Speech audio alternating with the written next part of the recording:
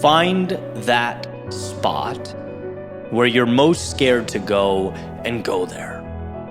And I promise you two things. One, that it will be painful, at least to some extent. And two, most importantly, it will be worth it. It will burn down the old you so that the new you can rise. And I'm speaking from nothing but experience.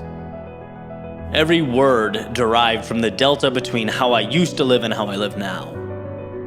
I'm referring to all the good that came from finding the courage to let my old self die, a recreation of sorts. And I'll tell you what happens. Your mind, your body, at least initially, start to panic. They say, wait, this is not you. Go back to how things were. You followed orders. You did what you were told. You were linked to predictability. Remember how great that felt? Many of the people in your life, they won't like it either. For various reasons. Perhaps it reminds them of their own limiting beliefs. Perhaps it shines a spotlight on the fact that most people in your life, they want you to do well, just not better than they're doing. And so you'll get resentment and gossip and a very obvious tension. But just like your mind and body seek to hold you to the status quo, so does the world around you. What I'm asking you to do is to stretch beyond it, to reach for it anyway, to know, to see, to understand that there is chaos around you and embrace it, enter into it, right? Because that is the second piece. The predictable, unavoidable friction that the unknown creates. We want to know. We want predictability. We want safety. But the truth is, everything of value, everything meaningful in the world started with the process disconnected from a result. It's like, how can you be sure how things will end up? How can you be sure this will work out? How do you know for certain that the hero wins? You don't. And that's naturally scary, disconcerting. But you have to be okay. Dancing to the music before it plays. You have to place enough trust in yourself to let the wheels hit the road. And you may be thinking, my God, that's a lot, man. That's heavy. Sleepless nights, the risk, the judgment. You want me to invite all that into my life? Just open the door and wave the chaos in? Yes. Because as hard as it might be, nothing is as beautiful or as meaningful as becoming an individual capable of slaying dragons. Suffering is inevitable. And look, you can either let the suffering come to you and hold you down, or you can go to it. Face it head on. Be propelled by its turbulence. I was recently at a live podcast where a man named Akshay Nanavati was being interviewed, and he's taking 400 pounds and he's pulling it across Antarctica. Obviously, an insanely challenging feat. Right? And someone asked him about suffering. He says, I'm paraphrasing, but I need suffering in my life because it's what brings me closer to God. It's in those moments where we immerse ourselves into an unknown, something way bigger than us, way outside of our day-to-day lives, right? The normalcy of waking up and going through the motions. That's where we transcend who we were. That's where we get to find answers to questions we otherwise never would have asked. We learn about the world and ourselves and how capable we are, how much we can do. We get to touch the infinite. But the infinite does not come to us. We have to go to it. See, most people, they accept what is.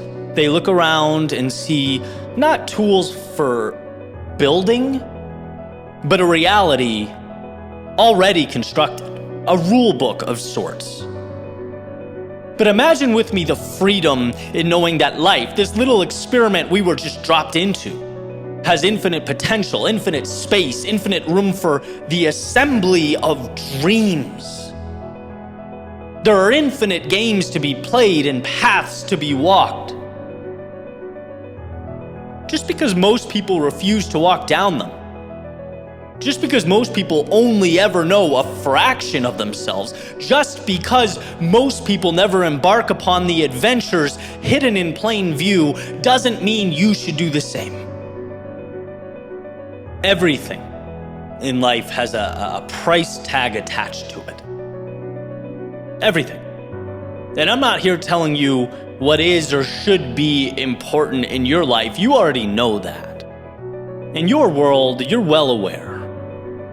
I'm just here to remind you that when you close your eyes and dream of a life lived on your terms, when you can see fragments of a world different than this one, and you're playing with the idea of reaching towards it, maybe even digging deep to find the courage, I want you to know that price tag, the one so expensive you're tempted to move on, to deem it too much, that it's not only worth it, it's a bargain. That once you've fought through the change, moved beyond the reliance on what your old friends and acquaintances think or thought, once you've redefined the standards in your life, you will find a contentment otherwise unreachable. You'll have arrived at a state beautiful beyond comprehension. So if you're scared, good. Good. Be scared. To let your old self die is a terrifying proposition, right? After all, your old self is all you've ever known. But ask yourself this. Could it be that your old self fought and scrapped and fell and endured so that your new self could emerge? Is it time to climb the ladder? See that next level. Feel the sun on your skin, wind on your face, air in your lungs, from the perspective of someone who's not a cog in the wheel of life, but someone making the most of the masterpiece they are in. Feel it. Let it scare you. Own it. Fear is the cost of admission, right? And when you see how incredible the show truly is, you'll understand fear was not this stop sign, it was an invitation. Don't walk towards that which scares you. Run. It's not you against fear. Fear is an ally. It's you against ticking clocks. You against the sands of time. So take fear by the hand and go. Not tomorrow or next week, but today. Now.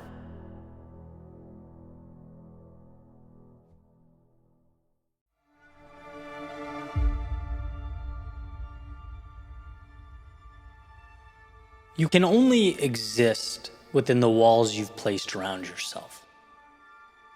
So, question. Where have you placed them?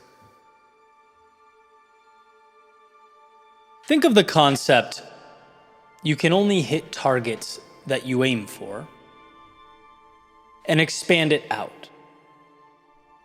Because my point here is you can only exist in the plane that you have deemed to be real for you, that you have decided is reality. And if we think about that just on a common sense basis, it's pretty apparent, right? People don't do things that stretch beyond their perceived identity. If I don't think I'm capable of accumulating wealth, for example, I'm simply not going to do the things or take the necessary steps required to accumulate wealth. Why would I? If I don't think I can help or add value to others, I'm not going to do things in an attempt to help or add value to others. Using that example, that stuff would exist on the other side of those walls I've placed around myself. That's why deciding what those targets are is so important. Deciding what's real matters. Because if you set the scope too small, if your reality is void of all possibility and imagination, even if you win, you've conceded too much. The premise you've been basing your entire existence and your decisions on is so limited that you can win there and still lose overall, still leave everything on the table. And there's, a ton of examples of this. I commonly hear people refer to it with their work. I'm not crazy about what I'm doing, but how do I fix it? How do I learn to like this job? How do I exceed expectations in my role? How do I get a promotion so that I can bring in more income? All valid questions, certainly valuable questions, if it's where you should be. And I can tell you, I remember asking those same questions to myself, and the conclusion I finally came to was, no, what you need exists on the other side of those walls. In this part of your life, it's critical that you move beyond those parameters. That's not what lights a fire in everyone, but it's what lit a fire in me. I was asking the wrong questions, right? It was go over there and start your own business, start your own journey, start sharing the things you want to share. It's what Alex Hormozi refers to as playing a different game altogether. And it's kind of a weird concept to grasp, that you can win the game you're playing and still end up losing, because you never thought to look for more. You never ventured to peer out over what was directly in front of you. This is a matter of self-reflection at its finest. Because you'd never see those walls unless you really took the time to think about it, to be alone with yourself and ask those questions. It's the fun what-ifs. What if I stopped doing those things I don't like and started doing what I love? What if I didn't accept this as what I have to do and instead took a different path altogether? What if I was capable of playing a different game? And what we find is that we're capable of some pretty incredible transformations. We're capable of taking what matters out of a less than ideal environment and recreating it somewhere that is ideal, that is conducive to our success, in our growth, in our evolution, in our contentment. Instead of conceding so much and asking so few questions, why accept those limitations? So again, I ask, where have you built your walls and why? And what if you push them back? Like lines in the sand meant to be redrawn. See, perhaps the income coming in is a direct result of you feeling like, hey, that's just what I make. Perhaps your fitness level is the result of you thinking, that's just how I am. Perhaps your friends and the people you surround yourself with are a result of you saying, it's just who I know. But there comes a point when new targets must be set and new lines drawn. At least if any type of evolution is going to occur. You don't have to perpetually navigate the revenue streams, fitness levels, and friend groups you have now. You can play a different game. Again, it's not always asking, how do I live within these walls? Exist within these circumstances? Sometimes the question is, how do I step into a new arena entirely?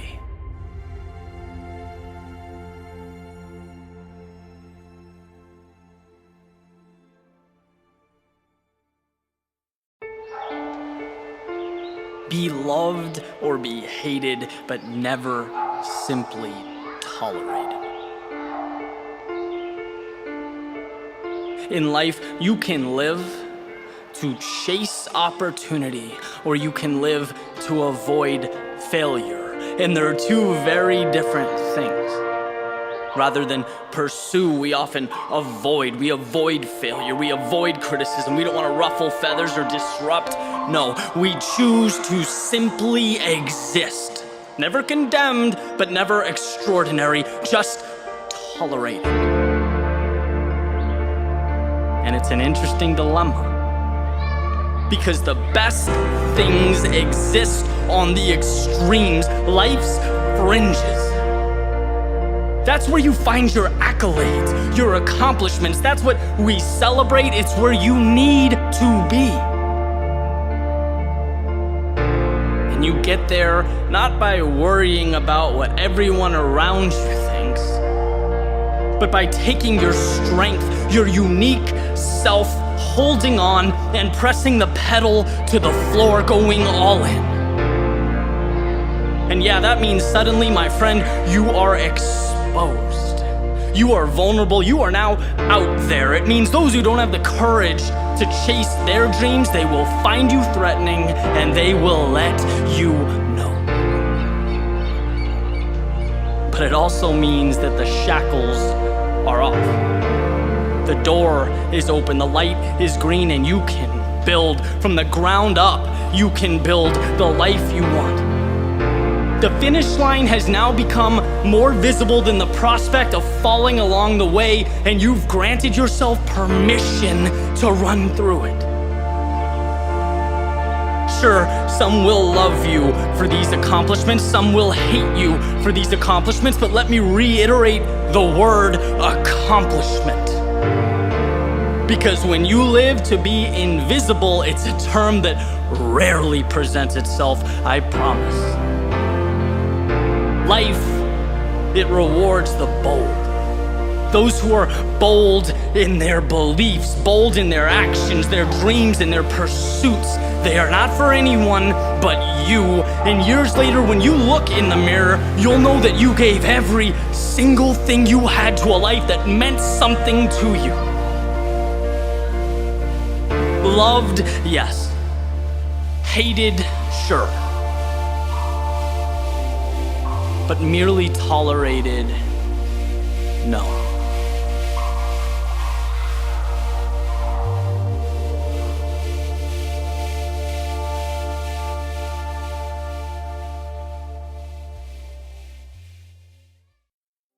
No, I'm not sorry. Sure, I was ignorant back then. No question. But ignorance is not a crime. Ignorance is the foundation that we build upon. You can't be sorry for not knowing. You shouldn't be sorry for not knowing. The only real tragedy is to plant a stake in the ground and call the ignorance home. And no, I'm not sorry that I found myself in places I didn't want to be, doing things that weren't me, talking every day with people who didn't fill my cup or push me forward. But it's not the end of the world when we find ourselves walking down the wrong paths with the wrong people. It's just an invitation to step off and find the right one. In fact, the only real wrong path is the one you continue walking down knowing that it's not for you.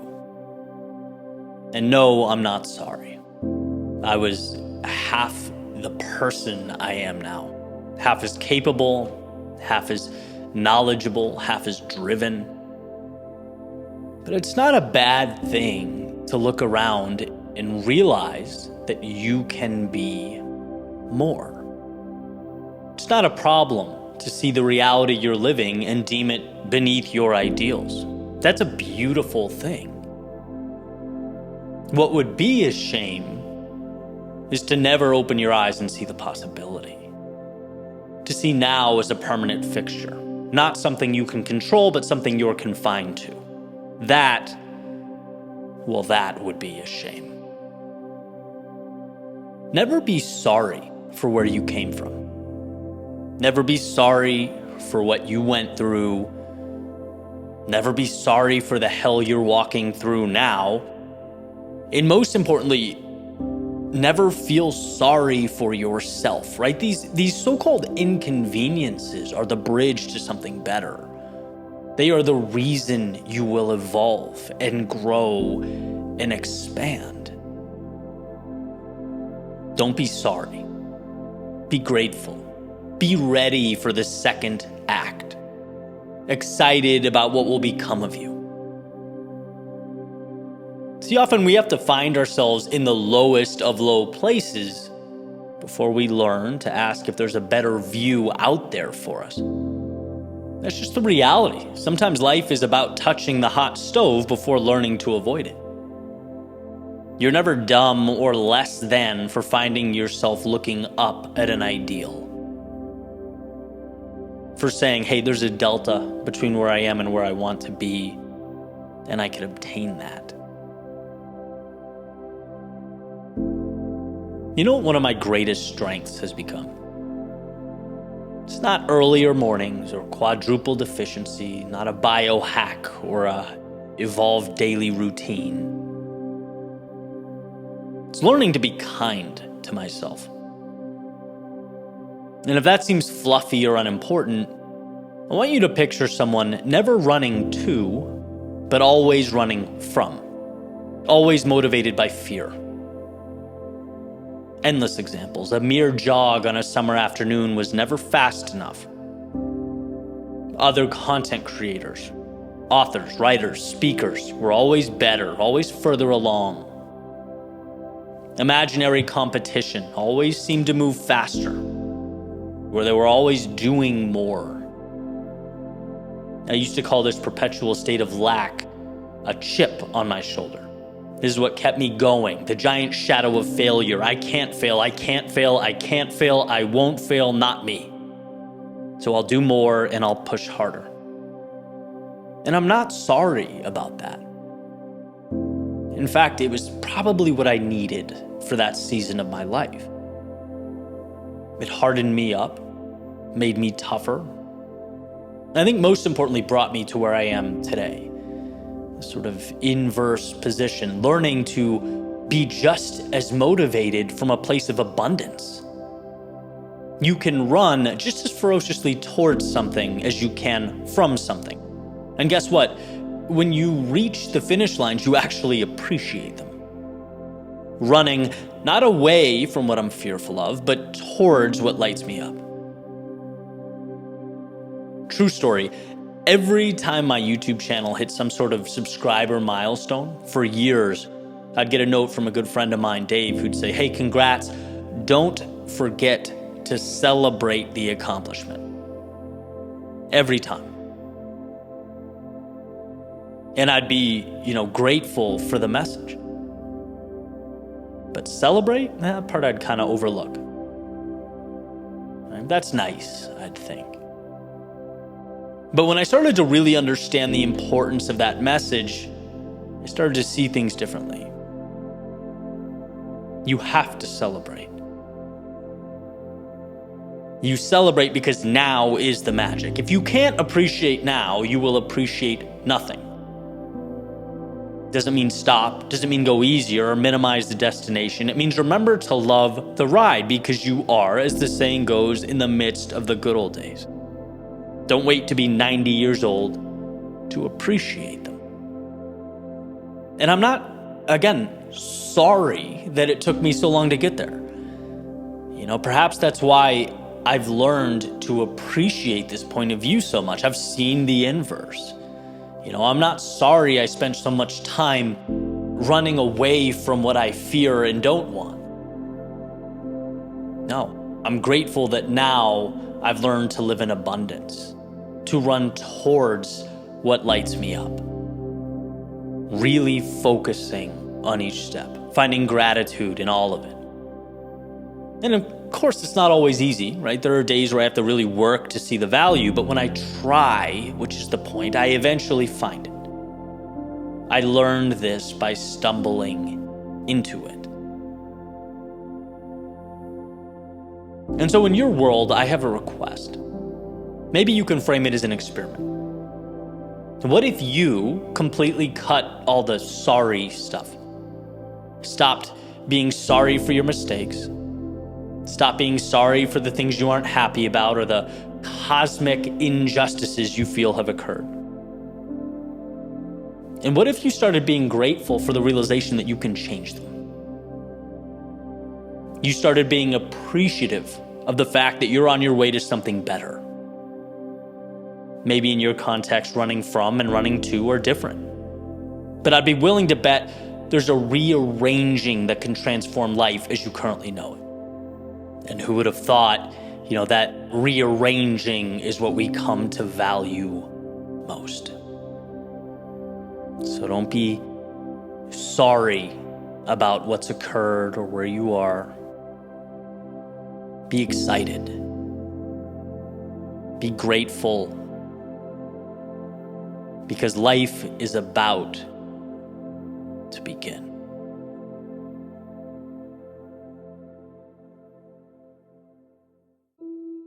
It always gets worse first. I was recently at a mastermind where someone made this point, and as hard as I tried, I couldn't really poke holes in it. For the simple fact that everything new requires some vulnerability. Some discomfort that was previously non-existent. Or in other words, you have to endure turbulence prior to calm. So imagine a wavy line on a piece of paper or whiteboard where the top of each wave is slightly bigger than the one before it. Right? So right before that new wave occurs, there is necessarily a low point or a trough. A point that's absolutely, without a doubt, lower than the top of the previous wave. And this, to me, summarizes the battle we fight, right? When you're comfortable, when you're at the top of the little wave you're currently riding, it almost feels self-defeating to willingly jump off and land yourself at the bottom of some new, soon-to-be future wave. Every new mountain means starting at the bottom, a new base. Every acquisition means letting go of something we once knew and understood. And the question is, are you willing to fight through? Are you willing to hang out in the trough, at the bottom, right? Wander that valley of despair? And that's, by the way, what we're talking about when we talk about, for example, Walt Disney being fired, being called unimaginative, and struggling to get the world to understand his Mickey Mouse cartoon. That's what we're talking about with Steve and Woz with Apple. Right? That's what we're talking about with Lincoln and the constant political rejection before finding stability and success. Right? These stories have become almost folklore. And all of them share the same characteristic, that the main players willingly accepted the fact that it would get worse before it got better. All of them were willing to make a trade. The bottom now for a chance at the top later. Not only is this pragmatic, but it also aids the mind throughout the process. It helps us understand and internalize what we're going through. That initial instinct to think, why me? To shake our fists at the world and fall into the role of victim. That goes away when we know that, we're enduring turbulence now for something better. When we know that this is merely the cost of admission. You're not at the bottom of the wave because you have to be, or even, because it's fun to hang out there. You're there because something greater is coming. And a human's desire to delay gratification is a superpower. We all know that. Things get worse before they get better. So remember next time you're out in the world, right, dealing with adversity. Technically, you don't have to be there. You could be hiding away, letting life slip by. But instead, you've made the decision, the courageous decision, to better yourself. What you're enduring will ultimately become your strong point. And so don't villainize or demonize that. Cherish it. Hold on to that. Because we need to get beyond the notion that discomfort is weakness. Discomfort is a decision. A bold decision that you should be proud of. Again, you could live your entire life running from the painful things, hiding from the discomfort of growth. But then you'd also be forfeiting that next wave. You'd be so hell-bent on escaping the notion that it always gets worse first, that instead you never let your life get better to begin with. There is no bottom or trough on earth more detrimental to the human soul than stagnation. We need to be moving, marching forward, even when we don't know, right? Into the unknown, into the night. Fighting to get to the ceiling, then gladly allowing that ceiling to become our next floor. It always gets worse first. And thank God. That's where we are made. Conditioned. That's the buffer that separates mediocrity from greatness. That forces us to ask the important questions. Do I really want this? And if the answer is yes, let it get worse first. Let it be tough out of the gate. Grant yourself that gift of vulnerability. Because a few waves from now, you'll be on a different level. Physically, spiritually, personally. A few waves from now, the quote-unquote worst parts will be what stand between who you are and who you were. And that decision, the decision to step out and face them, will have been perhaps the best decision you've ever made.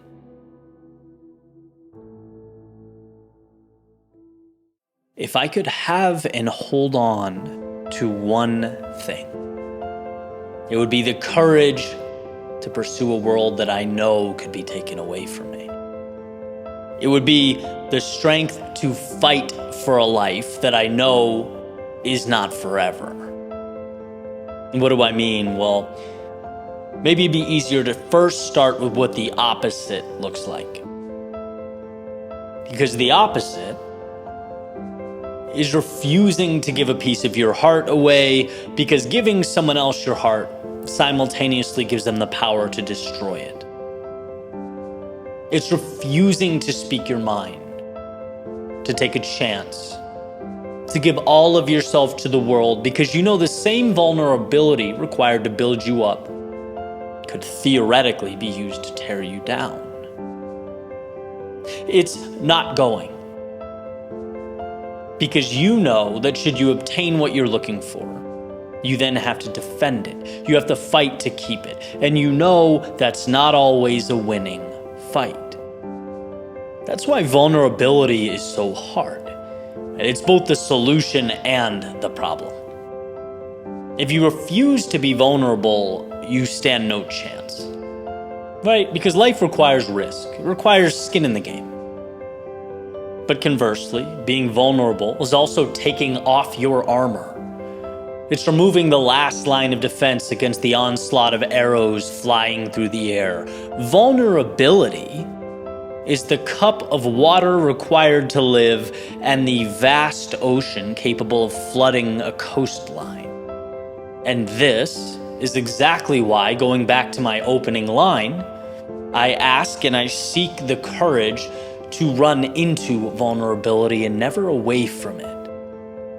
I want to be vulnerable enough that my heart can be broken in half. because at least then I knew what it was like to love fully. I want to be vulnerable enough to give all of myself to the world, because sure, some will attempt to tear me down, but I'll have gotten the opportunity to lift others up. I won't have lived a life in the shadows. And I want to be vulnerable enough to chase the tallest mountaintops. Because sure, I may fall, I may fail, I may find myself at its base looking up again. But at least I'll know I got the view. At least I saw the world from the vantage point of the clouds. And I don't take that lightly, right? Sometimes we skip the courage part altogether, right? Seeking the ends. I want to find the love of my life. I want to build something meaningful. I want to reach the mountaintop. Yet we never put ourselves out there. We're not vulnerable enough to immerse ourselves into the chaos. We don't let our guards down. You don't need the thing.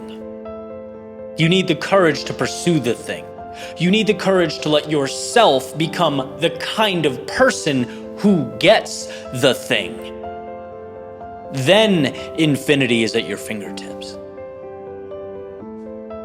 I often remind myself that the sand from the hourglass continues to fall. And when it's gone, I won't be thankful for my excuses. I won't be thankful for the reasons I didn't go. I'll be thankful that I saw through them and lived a life of courage. I'll be thankful that for every reason to stop, I saw 3 to continue on. If I could have and maintain one thing, it would be the courage to pursue a world that I know can be taken away from me. It would be the strength to fight for a life that I know is not forever. Because then I'd be able to say with conviction that I built a world that meant something. And I lived a life I was proud of. It's not the thing that matters, it's the strength to pursue the thing, build the thing, become the type of person who achieves the thing. It's all the life that we live along the way. That's the beauty. So give me that. Or at least the courage to chase it.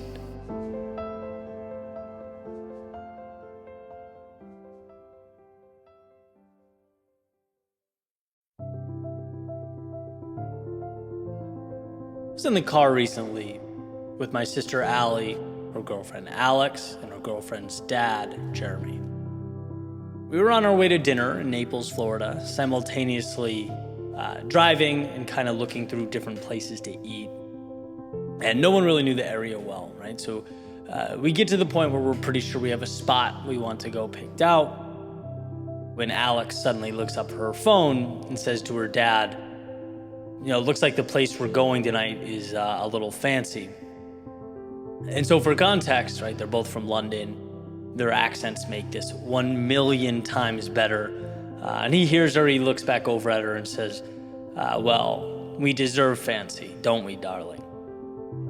And I'm like, oh my God, you guys are a real life movie and don't even know it. I thought it was just such a beautiful thing. Moments like that are everything.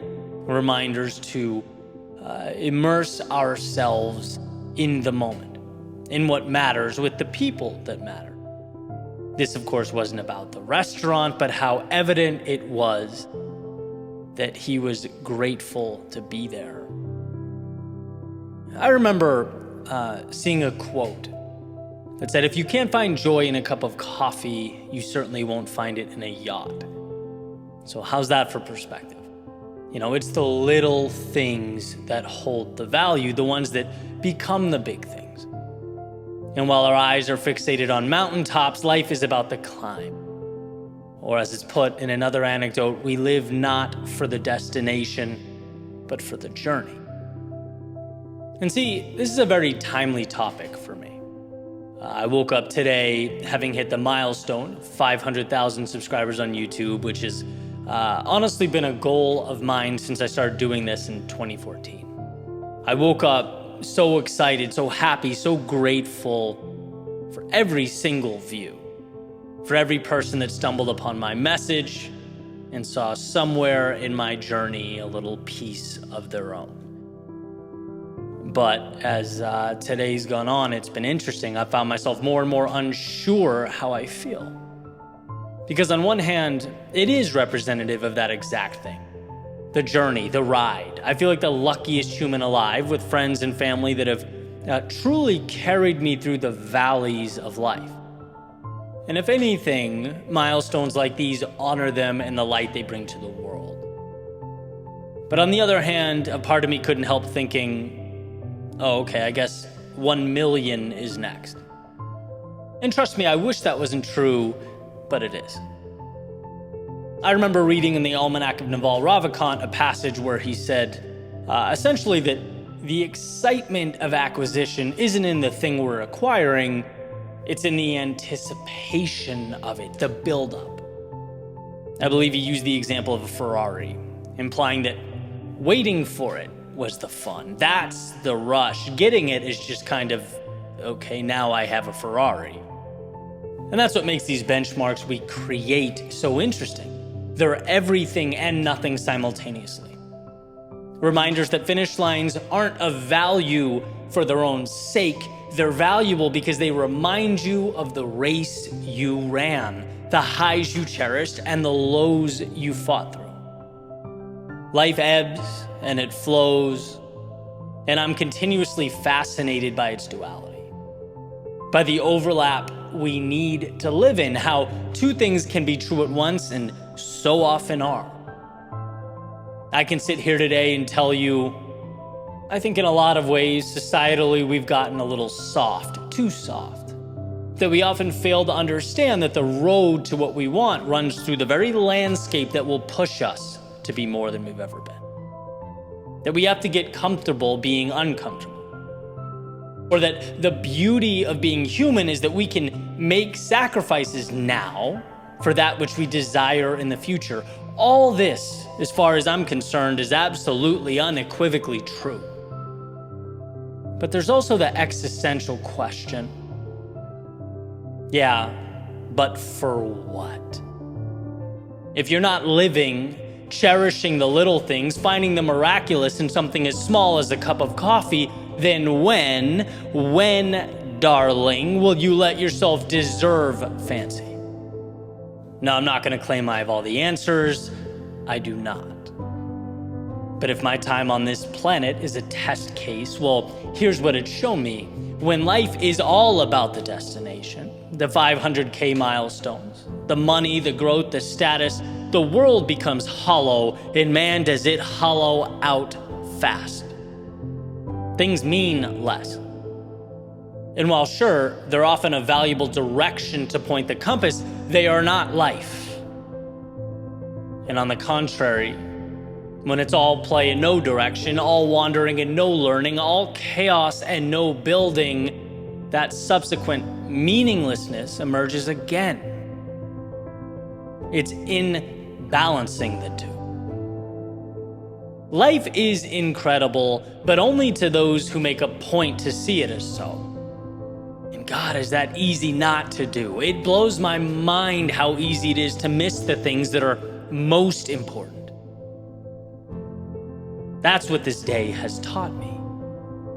The finish lines and 500,000 milestones, though few and far between, are a celebration. But they do not point to themselves. They point to the little things. They point to the people. They point to the times you were walking through hell and kept walking. They point to the sunrises, sunsets, and times you sat back and thought, wow, am I lucky. After all, there's a reason the view from the top points right back down to the world below, shines a spotlight on the very ascent you just endured, as if highlighting what really matters, what life is really about. And so today, by default, a new ship has left the port towards a new horizon. Compass aimed at, let's say, 1 million. Why not? But it's essential to remember that that is the North Star that guides the journey. It is not everything.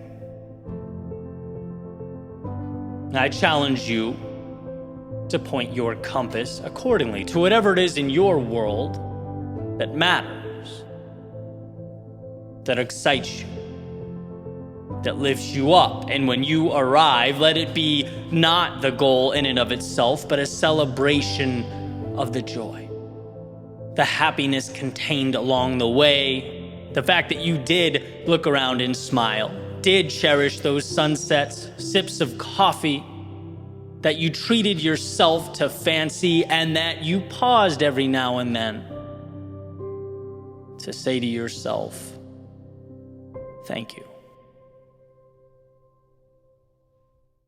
Stop protecting what you've built, like what you've built is what holds the value.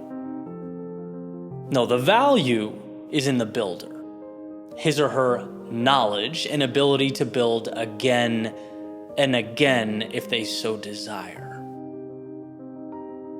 On an episode last week, I talked about a conversation recently had at a mastermind in Santa Monica. I want to pass along one more piece of wisdom from that day that I found to be incredibly valuable. This was just a random comment made by someone in the group. And so to kick off the scenario, someone asks everyone in the room, hey, but what if things don't work out, right? And it was more specific. I forget exactly what it was. Something along the lines of, what if the monthly revenue decreases? Or, what if, my target or my intended outcome doesn't evolve or unfold the way I wanted it to? What then? Is it worth taking the risk? And this person stands up and says, listen, we need to stop looking at our businesses like it is the only business, like it is something that needs to be protected, that if it falls down or if it's taken away, it's over, it's the end of us. We are entrepreneurs, which means the power and strength is in our ability to build again, not the thing that's built, right? Theoretically, we should be able to do this over and over and over again. And what we do, and obviously I'm paraphrasing all of this, right? But what we do is we put cages around ourselves and our potential. We shackle ourselves to the current moment instead of taking the necessary risks because we're thinking, what if we lose it all? Well, fine. It's the ability to build again. And I loved the idea because, man, it's relatable to me. Right? I have 3 businesses I'm growing right now, and every single one of them, I find myself playing conservative at times, not wanting to break the momentum or what's going. Right? I've spent a decade building this, and the most valuable thing I've acquired or produced is not the company. It's the ability to add value. Right? That's what's been built. And even if the physical company disappeared overnight, no one can take what's been learned. I think it was in the book, The Happiness Hypothesis, which was one of the first books I read almost a decade ago prior to starting my personal brand and really beginning my journey. And the idea was, you could take everything away from the top, 2 to 5%. Maybe it was all the way up to 10. And they would reacquire it in the next 10 years, right? Because it's not the stuff they had that made the difference. It was their ability to acquire it, their understanding of the world, not looking at life through a scarcity mindset, but an abundance mindset, positioning themselves to build and grow. That's something that cannot be taken away. And this is all a message that is hitting at the exact time I need to hear it, right? Be bold. No, that's not bold. That's maintenance. That's doing what you've always done. Plus maybe a little extra here or there, right? Truly living is about uncapping yourself in totality, really reaching because you know that it's not the entity that holds the value, it's the one or ones who brought it to life. It's crazy to me that even when you are aware of fear, when you understand our proclivity to play scared, right? You get it. It's something we need to look out for. Even then, do we still find in our own lives places where we're limiting ourselves? As if the fear just hides in the shadows, right? Controlling the subconscious from a distance, like a puppet master. Strength, growth, evolution is the ability to find that fear and dismantle it. As was said to me a few years ago, most actions are reversible, right? Meaning you can make a mistake and it can be reversed. It can almost always be fixed, or at least reapproached from a more intelligent angle. But what certainly cannot be fixed or changed or adjusted are roads never walked, adventures never begun. And with a scarcity mindset, you spend your entire life in your corner, protecting the little fragments of life you've collected along the way. Right? That's it. But if you can flip that, if you can find a way to see the abundance, the value, the infinite opportunity, you realize it's not in those little fragments you've collected, but the understanding that you can always collect more, and not only that, build something beautiful with them. Not only acquire more, but use them to create a new reality. Bend and shape the word normal like it's clay. Like the world around you is not giving orders, but taking them. You hold the value, not what you've made. You. Right? We've all heard, give a boy a fish, feed him for a day, teach him to fish, feed him for life. I'm gonna give it my all, make it my priority to remember every step along the way that it's in my ability to fish that value exists. If I'm not able to catch anything on a particular day, life moves on and so do I. If what I've caught goes bad or expires, life moves on and so do I. It's in the action. It's in the doing. And that's not only why you can take the risk and shoot for the moon. It's why you must.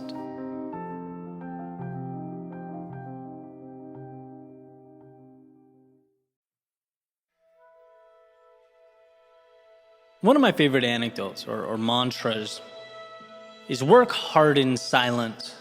Let success be your noise. That idea, in my mind, is perfection. Let your growth, your evolution, and yes, ultimately your accolades do this speaking for you. This always hit home for me for two reasons. One, because things of value come with a hefty price tag. We know this. Excellence requires sacrifice. It is, in many ways, both a daunting and worthwhile pursuit. And two, well, because we often conflate flailing around with progress. In fact, some of my favorite books, whether it be Deep Work by Cal Newport, Relentless by Tim Grover, The Obstacle is the Way by Ryan Holiday, part of what captivates me with these is the emphasis on what we are willing to do in silence, behind the scenes. That's where true meaning and value materializes. It's also where it's most difficult to commit and continue forward, because in silence, there is no audience clapping for you. There is no validation. When you're building and reading and improving, when you're at the gym or on those calls, establishing that foundation, putting in the hours, it's easy to look around and have doubts. Right? Our brains go, I did the work, where's the reward? I sacrificed, so where's the payout? It's not intuitive to understand that, hey, it's not visible yet. One of my favorite metaphors, the lily pad pond. in which there is a pond with lily pads, doubling in size every day, and on day 30, the pond is completely covered with them. So what day was the pond half covered? And if we're thinking quickly, we might be inclined to say, well, half of 30 is 15, so it was half covered on day 15. But that's wrong, because if they're doubling every day, that pond wasn't half covered until day 29, and only a quarter covered on day 28. Meaning every day before then, the change was so small that perhaps it wasn't even visible to the naked eye. So small that to onlookers, the prospect of it one day being covered might have seemed far-fetched. But what was at work was the necessary change to set the stage, to start what would ultimately become the exponential growth that is noticeable, impactful. Now, of course, lily pads are not human, but little thought experiment, let's say they had been. I'd like to believe that talking about their growth, their plans, right, them screaming about how great they are and what they will someday be would not have helped them grow faster. In fact, it might have potentially even distracted the necessary evolution. The growth was not them versus the world, it was them versus them. And that's the idea, right? It's okay to work on you, to make a deal, sign a contract with yourself that you are doing something now that only you understand, that won't be visible until a later date. Let success be your noise, because there's often zero correlation between the loudest person and the one making the greatest impact. Let success be your noise, because you can't fake competency. Let success be your noise, because leaders don't need to proclaim they lead, and winners don't need to prove they've won, and virtuous people don't advertise their virtue. It's in the doing. That's where we pay the price, the steep price. I've always said the last 10 years for me, the hardest part wasn't failing.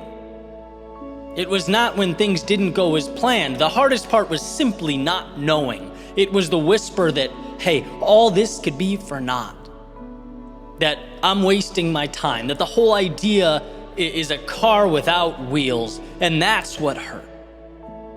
But if I could go back in time, talk to my younger self, I would say, all this, all of it, the ups, downs, highs, lows, it's making you who you need to be.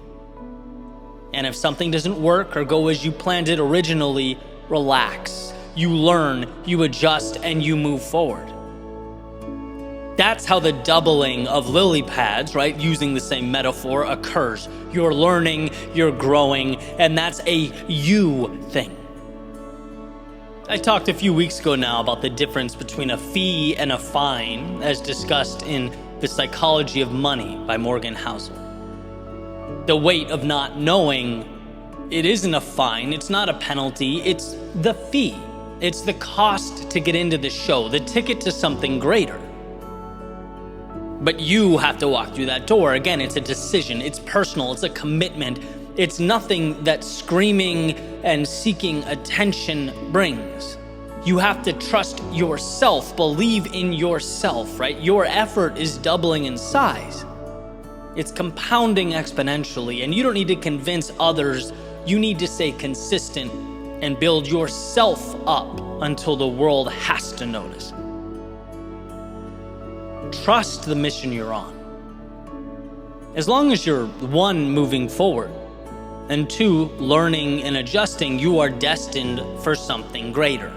By committing, you have stacked the deck. By believing in yourself, you have rigged the game. It's about hearing and believing that voice that says, there's more in store for those who take it.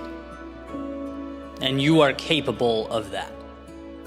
That's the decision that will ultimately ring so loud, it will echo through time.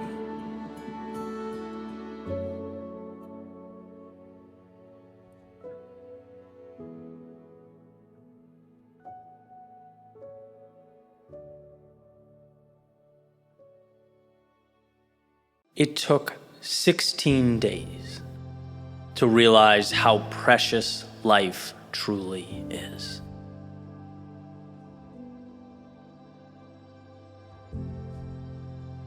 There's a book called The Gap and the Gain by Dan Sullivan and Benjamin Hardy. And the book asks this question: are you looking over your shoulder and measuring how far you've come? Or are you only consumed by how far you have to go? The distance between where you are and your destination. Are you living in the abundance that surrounds you, or in the scarcity the mind seems to constantly be attempting to trick us into believing? Right. This idea was first made known to me during a drive one day. I was on the phone with my friend Tom, who happened to have read the book. And I was pulling into my garage, and the gate wouldn't open to the parking garage. And so I'm sitting there, speakerphone on, and I'm just throwing a tantrum, right? I'm in the car screaming about how ridiculous it is that the gate won't open when I need it to. You know, it's not rocket science. How is it hard? The thing should open when you press the button. And, then remembering I was on the phone, kind of sat there for a second in silence. And after the momentary pause, Tom's voice comes through the speakers in the car. You know, his usual calm Southern accent goes, "Eddie, are you living in the gap or the gain right now?" It was a light bulb moment, right? It's a gate we're talking about, the slightest inconvenience. Not an intrusion to my health, my family, my friends, my business. The ability to live how I want to live in a country that provides the freedom to do that. It wasn't about the food I would soon eat or the water I had access to. Nope, none of that. It was a gate, a slow to open gate. And I love the idea, the perspective to stop, to look around and ask the question, how serious is this quote unquote problem? Have I slipped back into the gap in life? Forgetting about how far I've come, how much I've done, totally omitting the fact that 8 years ago, I would have given anything to be living on the other side of that gate like I do now, right? Your perspective seems to be the first thing to go, right? It requires that constant awareness and attention. And I would use this idea every once in a while on and off, right? When I could remember the gain versus the gap, attempting to cling to that perspective when possible. But the idea didn't fully reemerge in any meaningful way until almost a year later. That same friend, Tom, convinced me to join this mastermind. And, I'm in my first session, sitting in the room. It was led by an amazing guy by the name of Ben. And, Ben made it known to us that day that something tragic had happened in his family. His newly born son, Ben Jr., had passed away at only 16 days old, right after battling an illness. And he's telling this story, obviously shaken, still saddened. These things never truly leave you. And what he said changed my life. Rocked me at my core. He looked at the room and he said how grateful he was for those 16 days. That they were perhaps the most important 16 days of his life. That he learned more about himself in those 16 days than the rest of his life combined. That the love he got to share, the time he spent, the miracle of being with his son, he wouldn't trade that for the world. It was as much a part of him now as the air he was breathing in those 16 days were, in their own unique way, perfection. And see, we're all, sitting there looking on, thinking, this is someone who's become a friend over the past couple months, right? We are a group, we've spent time together, and it's like, well, how can we help? How can we assist? There's suffering here. What can we do? And obviously, the sentiment there is correct. Everyone's heart was in the right place, but I think what Ben reminded us in an incredibly moving, powerful way is that our toughest tests, our most difficult battles, sometimes our most painful experiences, there's beauty wrapped under those things.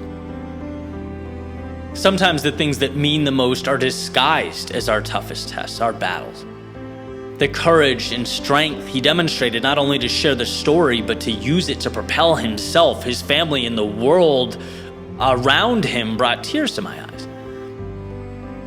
It brought that gift of perspective, right? And certainly I don't want to speak for him, but he took what I'd assume is the most challenging 16 days of his life and allowed it to blossom into the miracle it was meant to be, which I can't imagine was easy. In fact, I can see a world where many people aren't able to do what Ben did or find that perspective that Ben found. Not without the required growth and poise. Not without, learning that gate outside the parking garage doesn't hold a candle to what's actually important. Things don't go the way we draw them up in life. Not always. Life is confusing and chaotic. It's unpredictable. Sometimes it leaves us with nothing more than a moment to look up and ask why. But if you're able to pause and seek out those answers, if you're able to step out of the gap and into the gain, if you're able to accept the beauty that life is trying to offer you, it's always there. And I hope personally to take Ben and Ben Jr.'s strength, courage, and live my life by their example. To immerse myself into life's abundance and share as much of it as I can with the world. And I encourage you to join me on the journey. Life is a miracle. Let's make the decision to see it that way.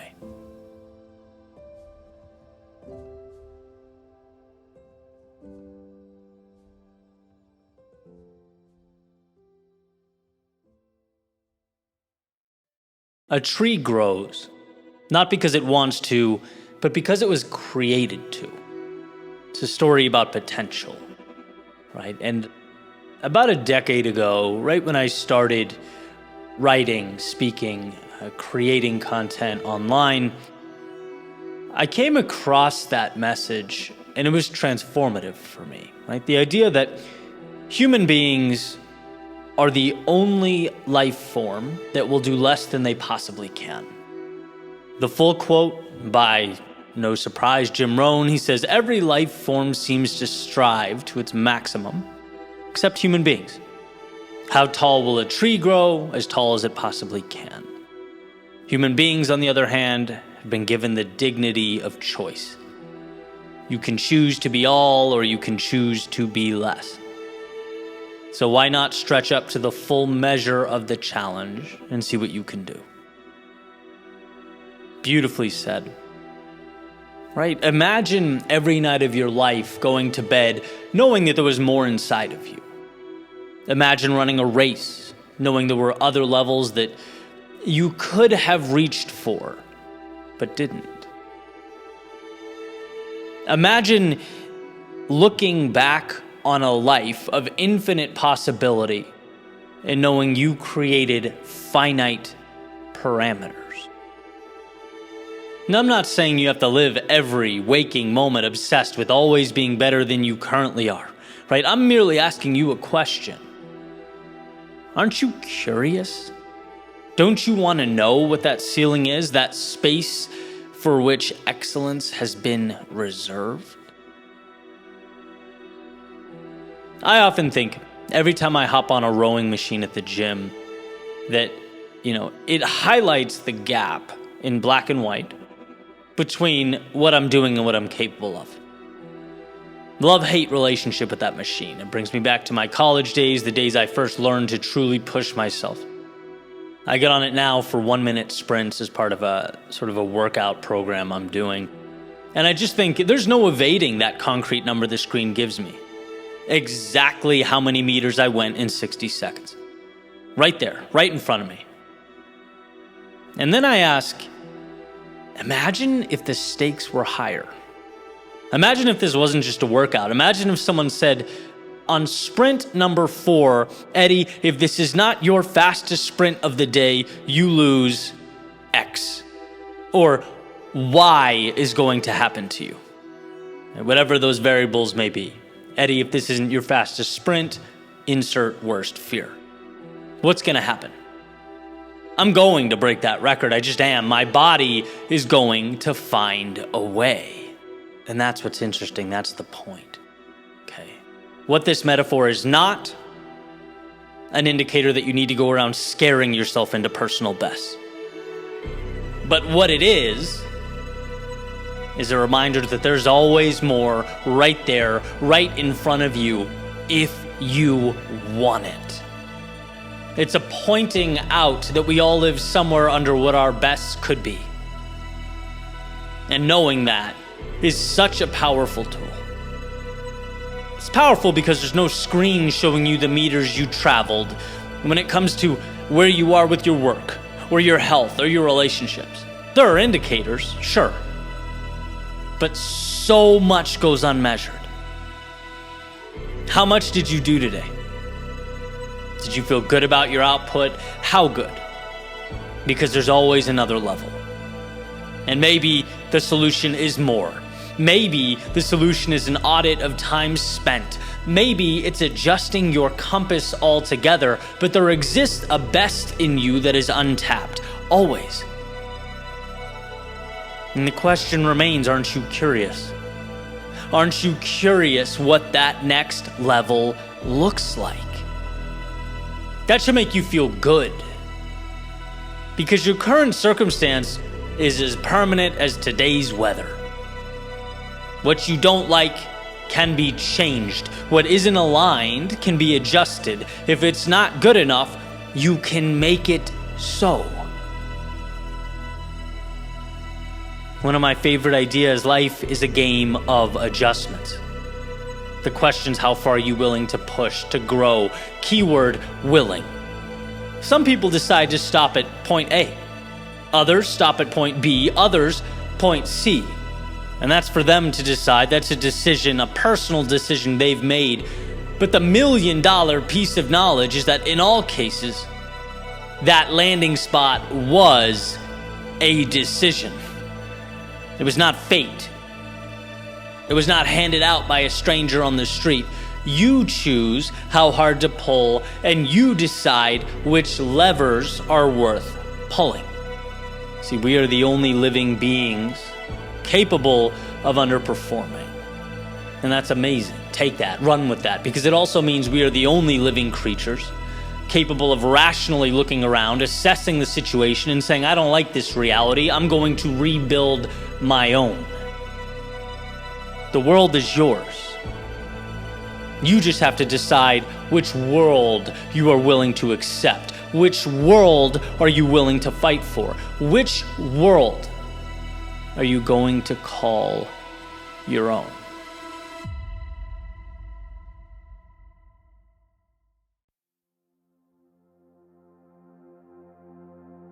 The thing about storms is that they all have one thing in common. They pass. And once gone, they leave you as a person different than who you were before you stepped in. Before you found yourself consumed by its adverse conditions.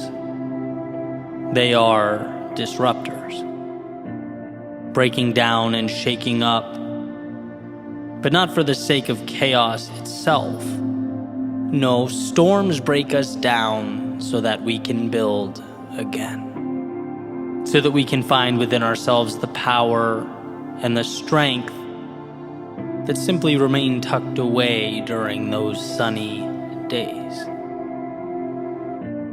And so walking up to this storm, what you'll immediately notice is a break from the normal. The everyday. An obvious detachment from the standards by which you had been living. But don't be fooled into thinking those dark clouds and heavy winds have nothing of value for you. Don't be tricked into thinking the rain will consume all the good in life. Because at the end of the day, it's that very rain that washes away the excess and leaves the meaningful. We don't grow despite the storms. We grow because of the storms. So compose yourself and embrace what's around you. Amidst the storm, you might realize that you don't want some of the things you thought you did. You might realize that life contains variables that make it incredibly unpredictable. And when old plans meet new variables, sometimes we learn that the path we were walking down requires adjustment. It needs change.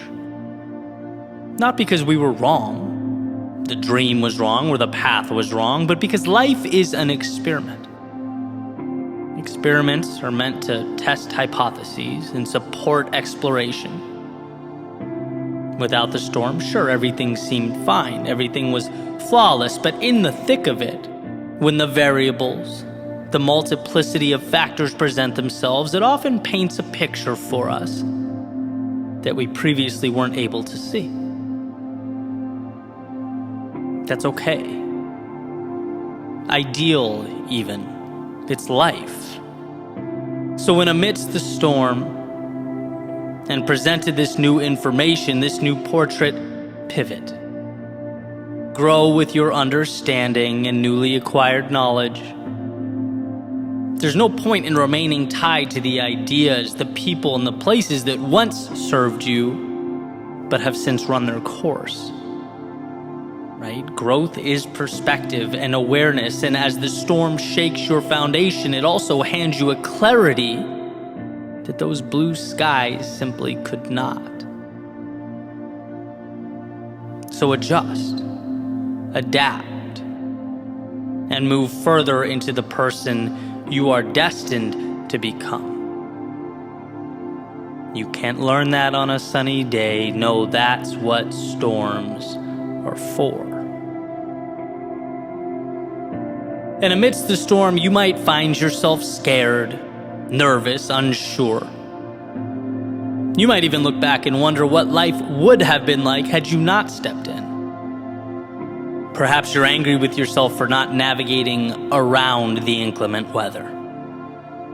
Maybe you'll find yourself asking, how did I let myself end up in such a situation when there were visual indicators and weather forecasts? People warned me about moments like this, yet here I am. You might find that the drop in temperature is uncomfortable, the rain difficult, the wind annoying. But here's what they don't tell you. There's something innately powerful about proving to yourself that you can move forward despite those things. That when you're scared and step forward anyway, when you're lost but maintain your poise and trust in the process, when you're down but cling to hope, to that light at the end of the tunnel, you emerge with a different understanding of who you are. You end up stronger because you've allowed yourself to become stronger. And you don't get that on the sunny days. No, that's what storms are for. And amidst the storm, you might feel like the sacrifice required in life is more than you want to endure. Maybe even more than you can endure. After all, it's during our trying times that we're forced to make some of our most difficult decisions. We might be forced to let go of some things that had been staples in our lives. That in order to say hello to some things, we must necessarily say goodbye to others. And this hurts. Especially while it's happening, it hurts. But what you're really doing is learning to identify what matters and mitigate the things that don't support that journey.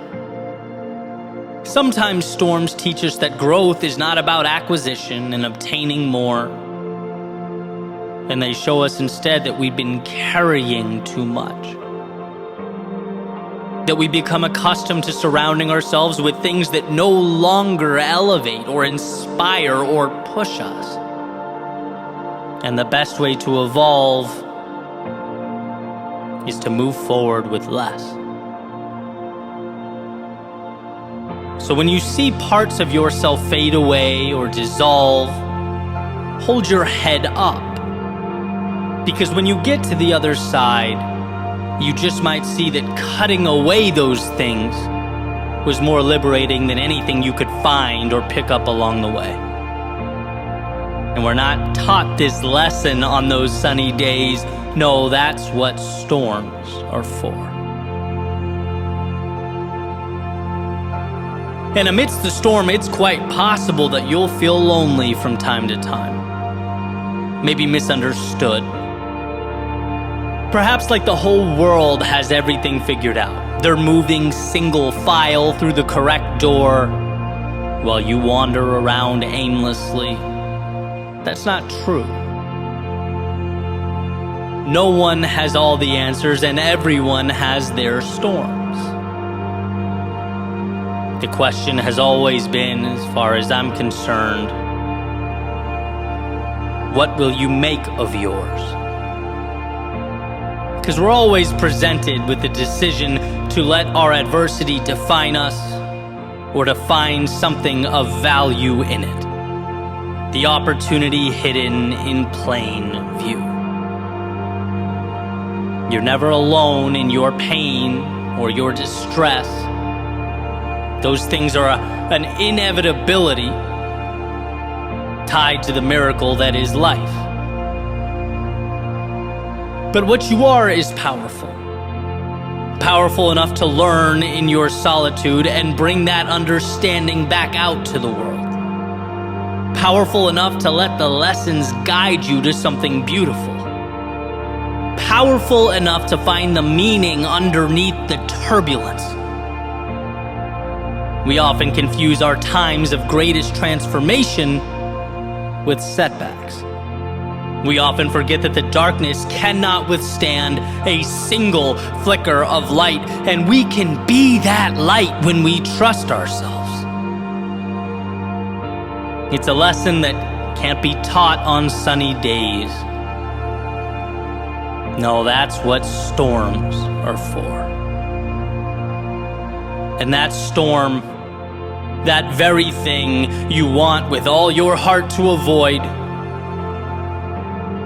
it's not antithetical to your happiness or your prosperity. No, ultimately, it's how you create those things. The trials and tribulations help us look at life from different angles. They remind us what we are capable of. Show us we can do so much more than we thought. That we have, in many cases, been accepting a reality that is not our own. That is just the beginning. And so whether you were on the outside looking in, or at this very moment in the heart of chaos, remember, this is making you who you need to be. And sure, it never feels good in the moment. It's never exciting when it's happening. But there will be a point when you look around and see a world unlike the one you stepped away from. One in which you are stronger, bolder, wiser. One in which you have greater clarity and understanding, a better sense of who should be with you and where you are going.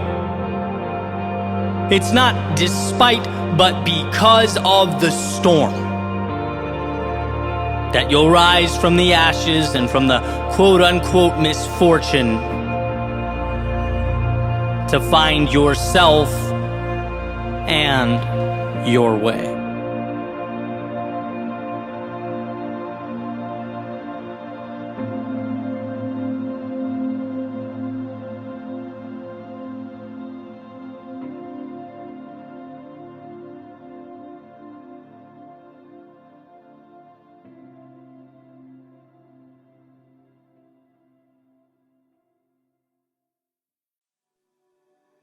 Now I see.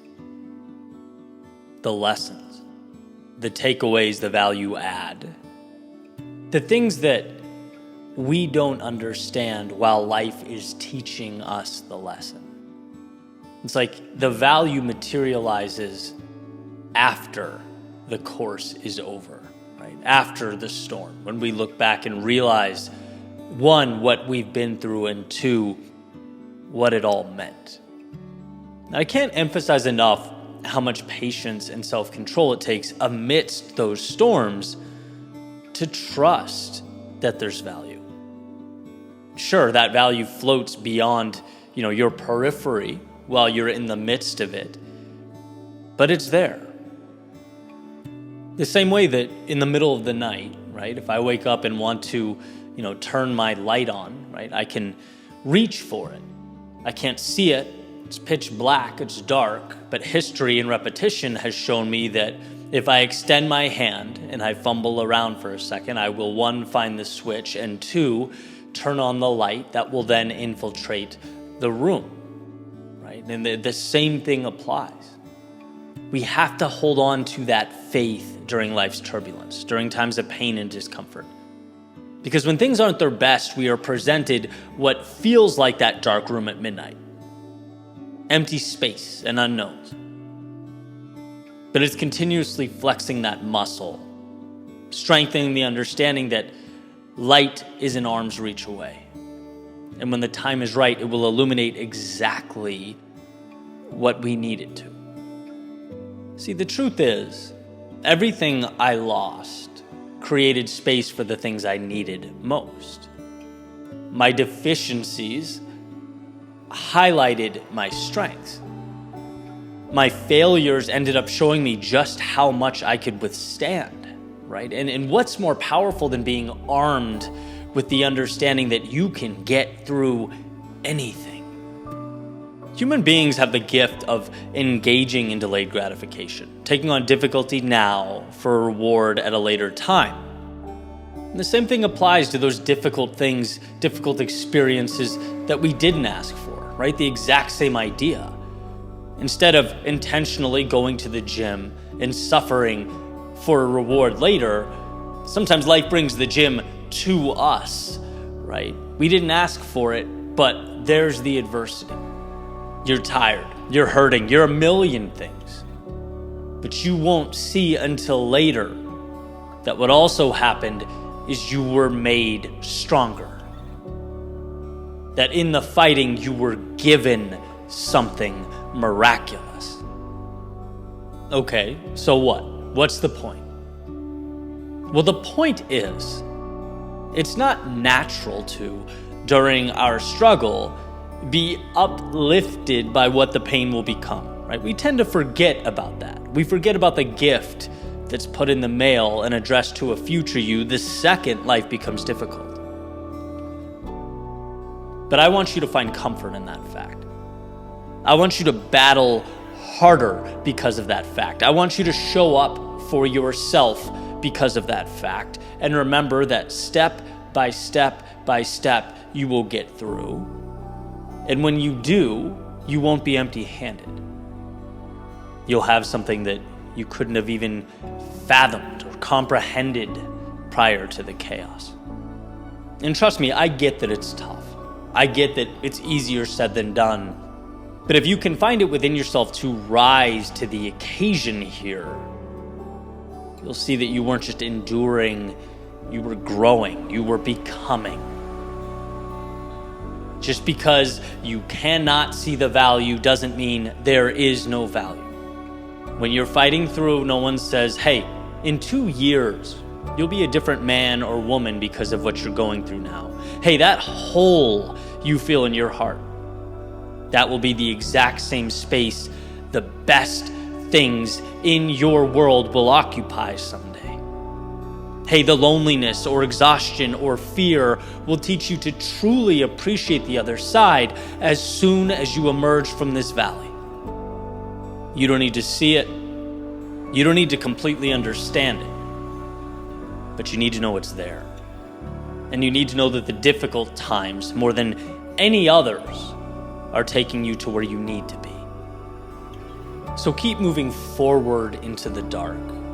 Keep reaching out for that light switch. You'll find it. And when you do, because of the darkness from which you emerge, that light will never feel so bright and so beautiful. Because of the hell you fought through, the present moment will never feel so miraculous. It's all worth it.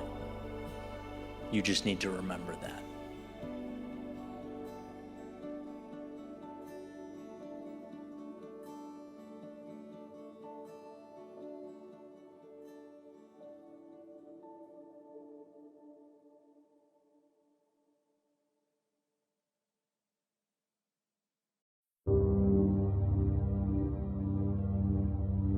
There's a saying that what you water is ultimately what grows.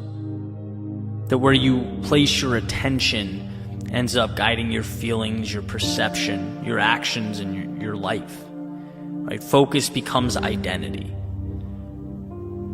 And change comes from bringing awareness to what we're focusing on. I remember when this light bulb went off for me.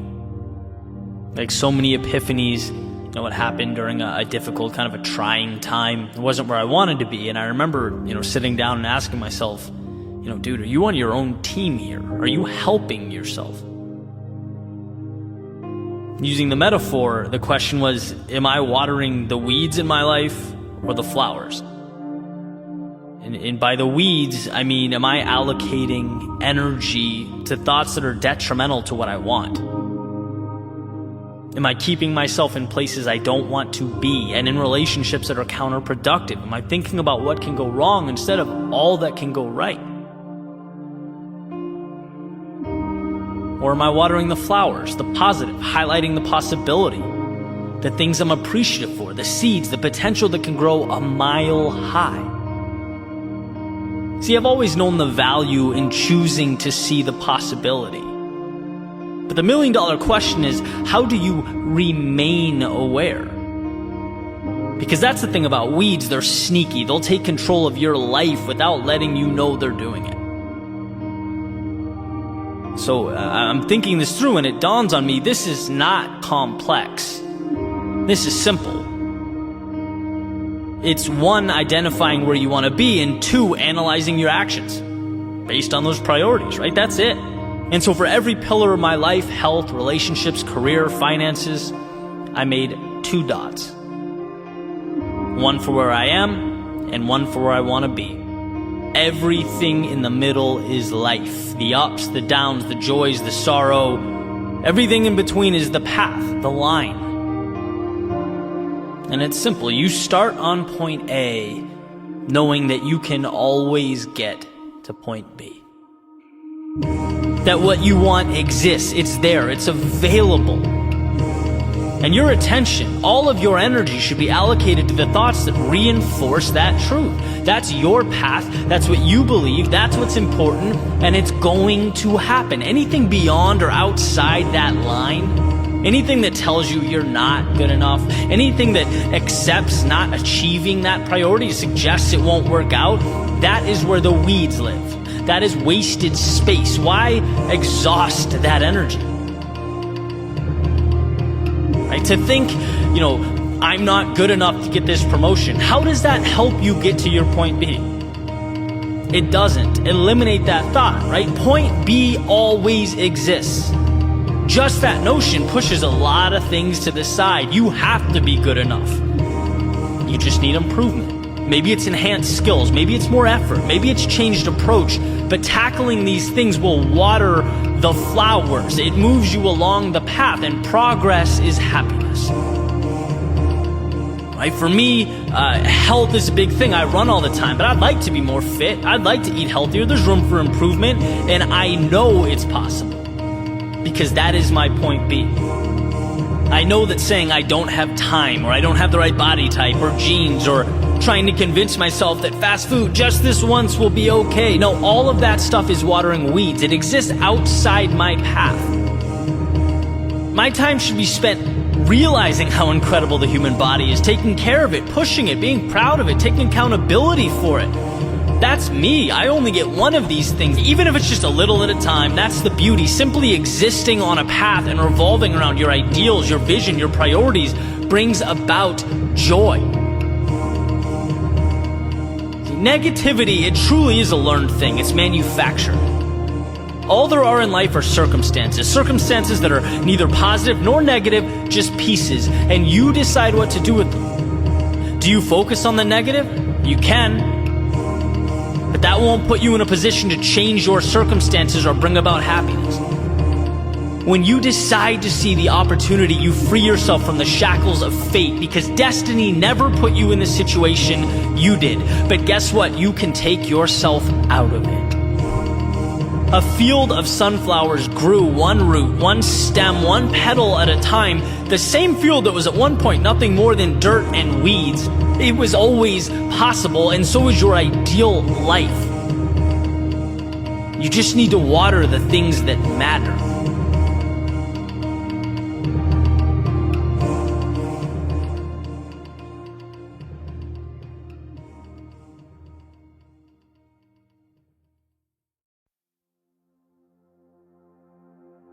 I was recently in Dallas visiting some old friends, and was chatting with someone that I've been friends with for a long time, and he was mentioning that he'd gone through some pretty big life changes over the past few years, and was excited about the fact that after a pretty rough stretch, he had recovered or found his workout routine again, sort of a revival in his old identity. Because for context, he'd always been a pretty athletic guy growing up. But just like can happen to anyone, other things emerged and took priority, right? They swept in and, kind of consumed him for a period of time. And I guess, in a way, that part of him that used to fire on all cylinders was buried. He lost it. And so anyway, we're talking, and he's saying that he had been a little down, put on a little weight. And the struggle was, according to him, making time for fitness in his now incredibly busy life. He's got a toddler running around, a very time-intensive job. On top of that, he's remodeling houses. He's doing a lot. And this is the part that stood out to me. He said, Eddie, I've tried everything. I went through, quick phases where I was motivated, but I couldn't, maintain that consistency. I was working. And then after work, I'd be with my son, who was, just too little to leave alone for 45 minutes. And this is what's funny, because it sounds so simple, but, he says, I found a gym with a daycare so I could bring my son and work out for 45 minutes. And that's when I was able to establish a routine, and that one action or decision allowed my entire life to get back on track, right? That was the rock I had to move, which is the phraseology that I want to focus on here. I think it's brilliant the way he said it. Basically, once I could figure out how to work out on afternoons when he's with me, I was able to make it go from sometimes a thing to always a thing. That was, again, the rock that had to be moved. And now I can clearly see from the conversation, right? The guy's happier, feels better about himself. And you know how it is when you're in that space, it starts to carry over into all aspects of life. And I'm thinking, this is so powerful, right? I told him I'm going to steal his rock metaphor and share it on the podcast on YouTube, because that, in my opinion, is the way to look at meaningful change. He nails it. It's not what do I need to get or acquire or add, like, we tend to think in those situations. No, it's what's preventing me from leveling up. What do I need to move, to get rid of? Where's the boulder I have to push out of the way? And sure, there's a temptation to perhaps oversimplify, but I think that's exponentially better than the alternative, which is making things unnecessarily complex. And in a way, that's what humans do best anyway, right? The world is infinite numbers and data points and variables. Humans just pick a few and create stories with them, right? So to me, there is value in truly simplifying and saying, okay, that's where I want to be. What's the one thing I could remove that would free me up to start moving that way? Where is my rock that has to be relocated? And it's funny when we find those things, right? It's like turning on the light in a dark room. Everything begins to make sense. You feel momentum. You feel like you're in it. And again, how you feel when you go to bed at night becomes your identity. It's not because you're solving the problem right away, but because you feel that progress. Progress equals happiness, right? Human beings are invigorated by meaning, the pursuit of purpose. When we're stuck, the painful part isn't necessarily being stuck as much as it's that we're not moving towards what matters. We need that growth. And for my buddy to see that, it was moving the mental rock of, I can't have a good workout when I'm watching my son. Those two things are mutually exclusive. Remove that limiting belief and boom. And maybe in your particular situation, there are numerous rocks that need to be moved. Incredibly plausible, right? But we can only move one at a time. And like dominoes, you have to push the first one down before the others start to fall. So where can you push? Which I also like because it emphasizes the power and control we have in our own lives. Again, situations are messy and complex. I get that. But if you can simplify it down to what is one thing that's preventing me from going or changing or stopping or whatever it is for you, what's the big obstacle? Okay, there it is. Let's chip away. Let's move this thing. It's as if your frustration over immobility is a dam, right? And what you need to do isn't add more water to the reservoir, but find out what you can remove to start letting that water flow, right? You want it to move freely. Because I believe life is a momentum game. It really is. Like, you win when you feel like you're progressing, when you feel like you're taking steps. That's when you're excited. That's when you jump out of bed invigorated. That's where you look for solutions. So look around you. There's always a step to be taken. In fact, I simplify to the extent that my mantra is, number one, know that change is possible. And number two, know that the next move is within an arm's reach of where you stand right now. Understanding and believing those two things is power. Right? Don't get disillusioned by how far the top of the mountain feels or how long you've been in one place wishing things were different. None of that matters. The goal is to manufacture momentum, and that's what you do. So do it by initiating one small action that frees you up to start walking that way. And it's amazing, when you're in motion, things seem to make sense in a way that they simply didn't when you were stationary. That's why it's important to understand that you don't need to have all the answers. In fact, it's impossible to have all the answers. The journey provides them. Right? The path contains the secrets. Therefore, the goal should be to get yourself stepping down that path. No overly harsh, out-of-this-world, unrealistic expectations. No, simply be your own biggest ally here. Remove what you don't need and free yourself of that unnecessary minutia. It's go time. And I go back and forth often, as you've heard me do here, right? It's like, yes, life is messy, it's complex, that's true. It's a culmination of infinite variables and data points. But guess what our job is? Guess what your power is? To hone in on the select few of them necessary to tell your story.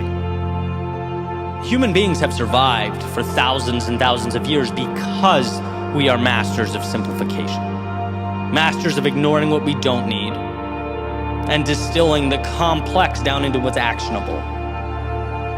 And perhaps that's where you are now, what you need to do most. It's like, I'm not where I want to be. Okay, in simple terms, where do I want to be? What does my mountaintop look like? What am I doing now that's getting in the way? Right? And what rocks do I need to move that will get me started down that path to something new? There are some pretty basic themes that consistently reemerge in most of my videos and podcast episodes.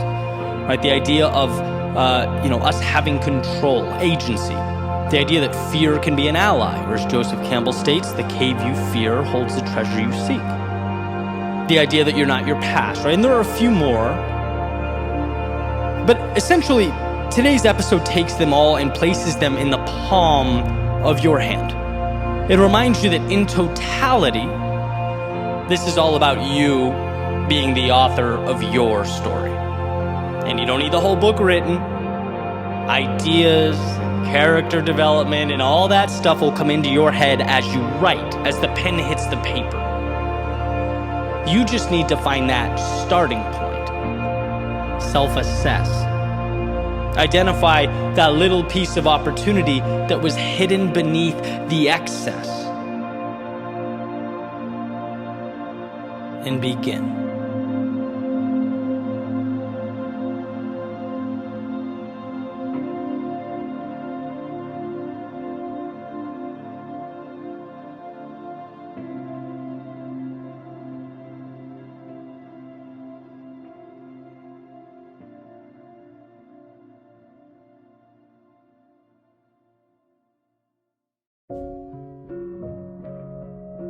I'm going to share something that over the years I've come to know to be true. And that's that generally the answers that we look for tend to fall between the extremes. So for example, you have two people. One person is adamant that option A is right. It's a no-brainer. That'll take you to the promised land.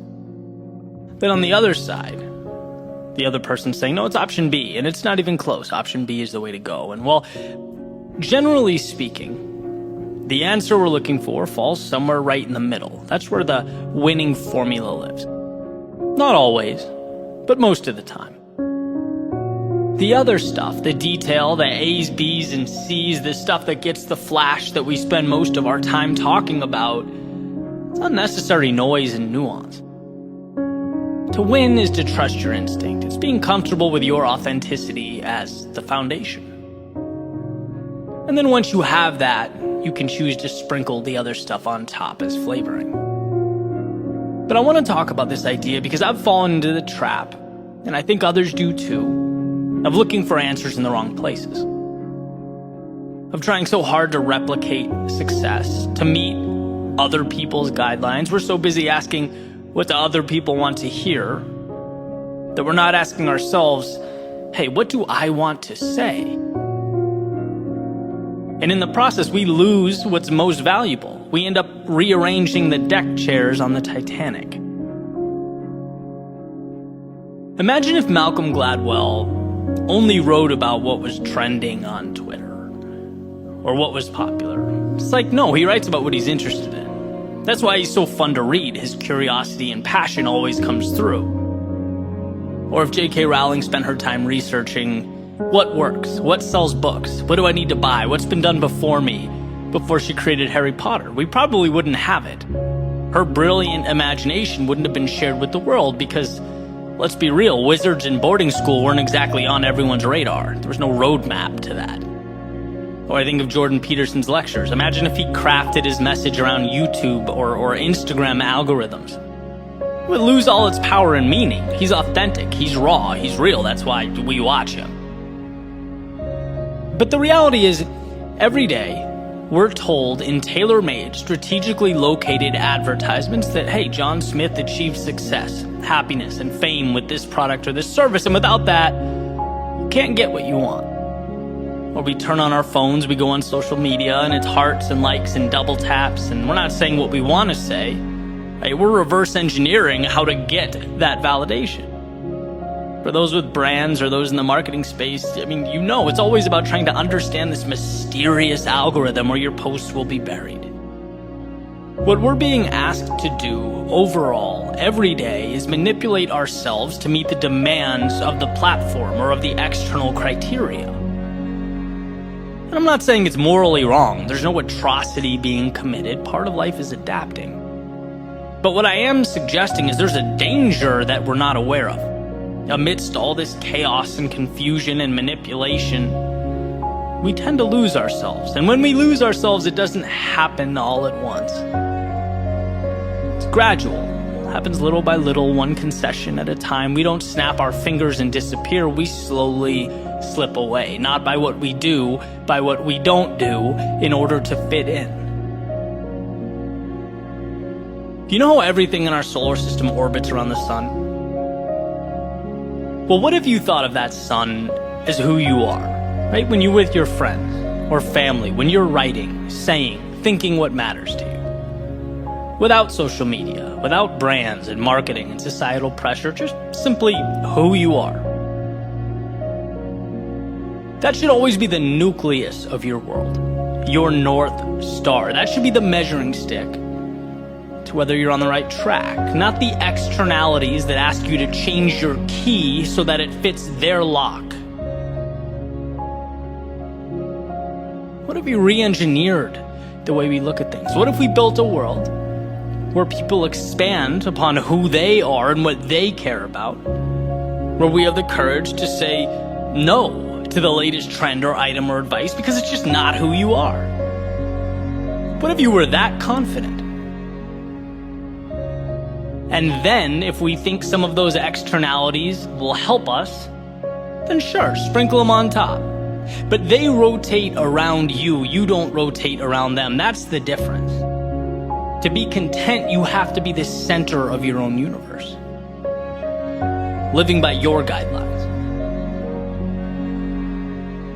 So instead of looking around and trying to decide your strengths, based on what will be accepted or promoted or what's been done before, do yourself a favor. Take a deep breath, step back, and just simplify.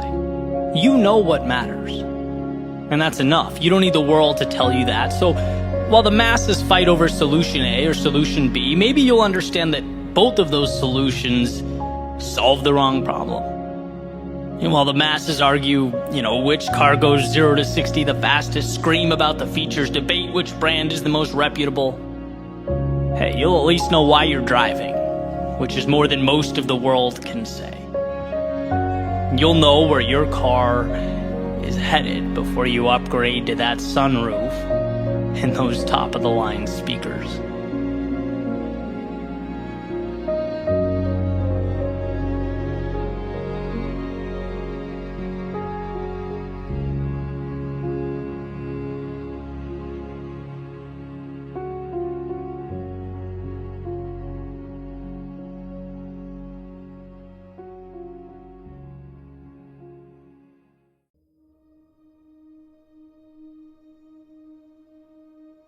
Lead yourself first.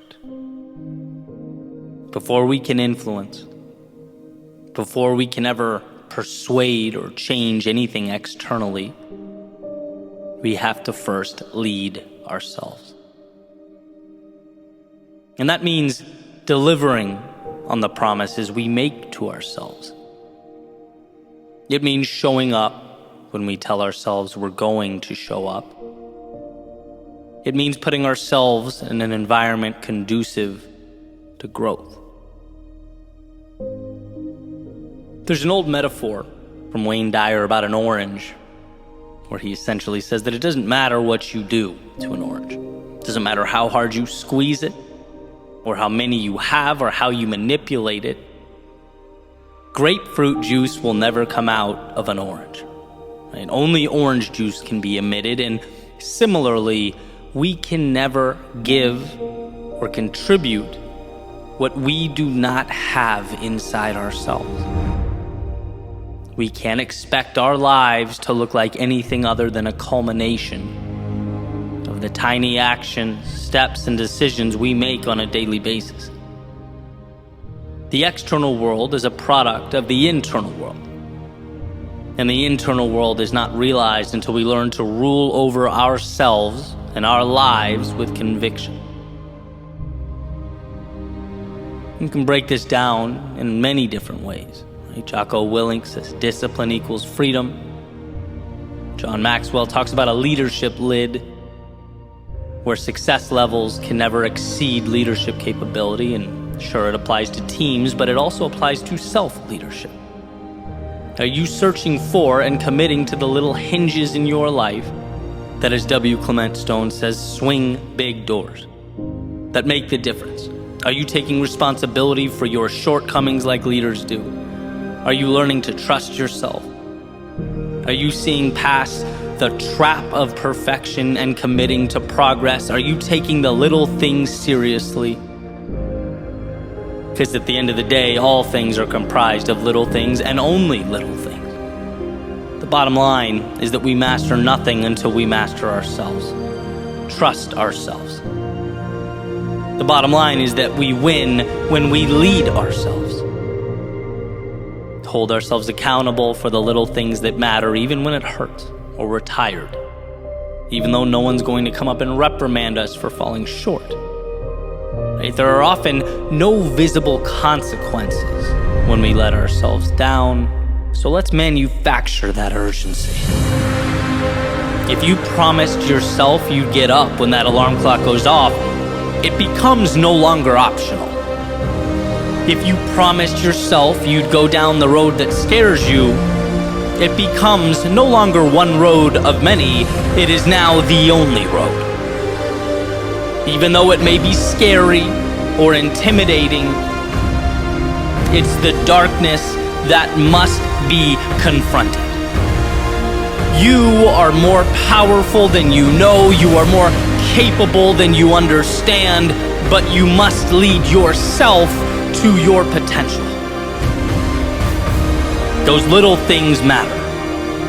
And so while the temptation is to brush them off as insignificant, while the rest of the world ebbs and flows through life like jellyfish with the tide, your superpower will be to see, harness, and multiply those little decisions like they are gold. Your strength is that when it's easier to run, you'll be the one that instead stands up and leads yourself to greatness.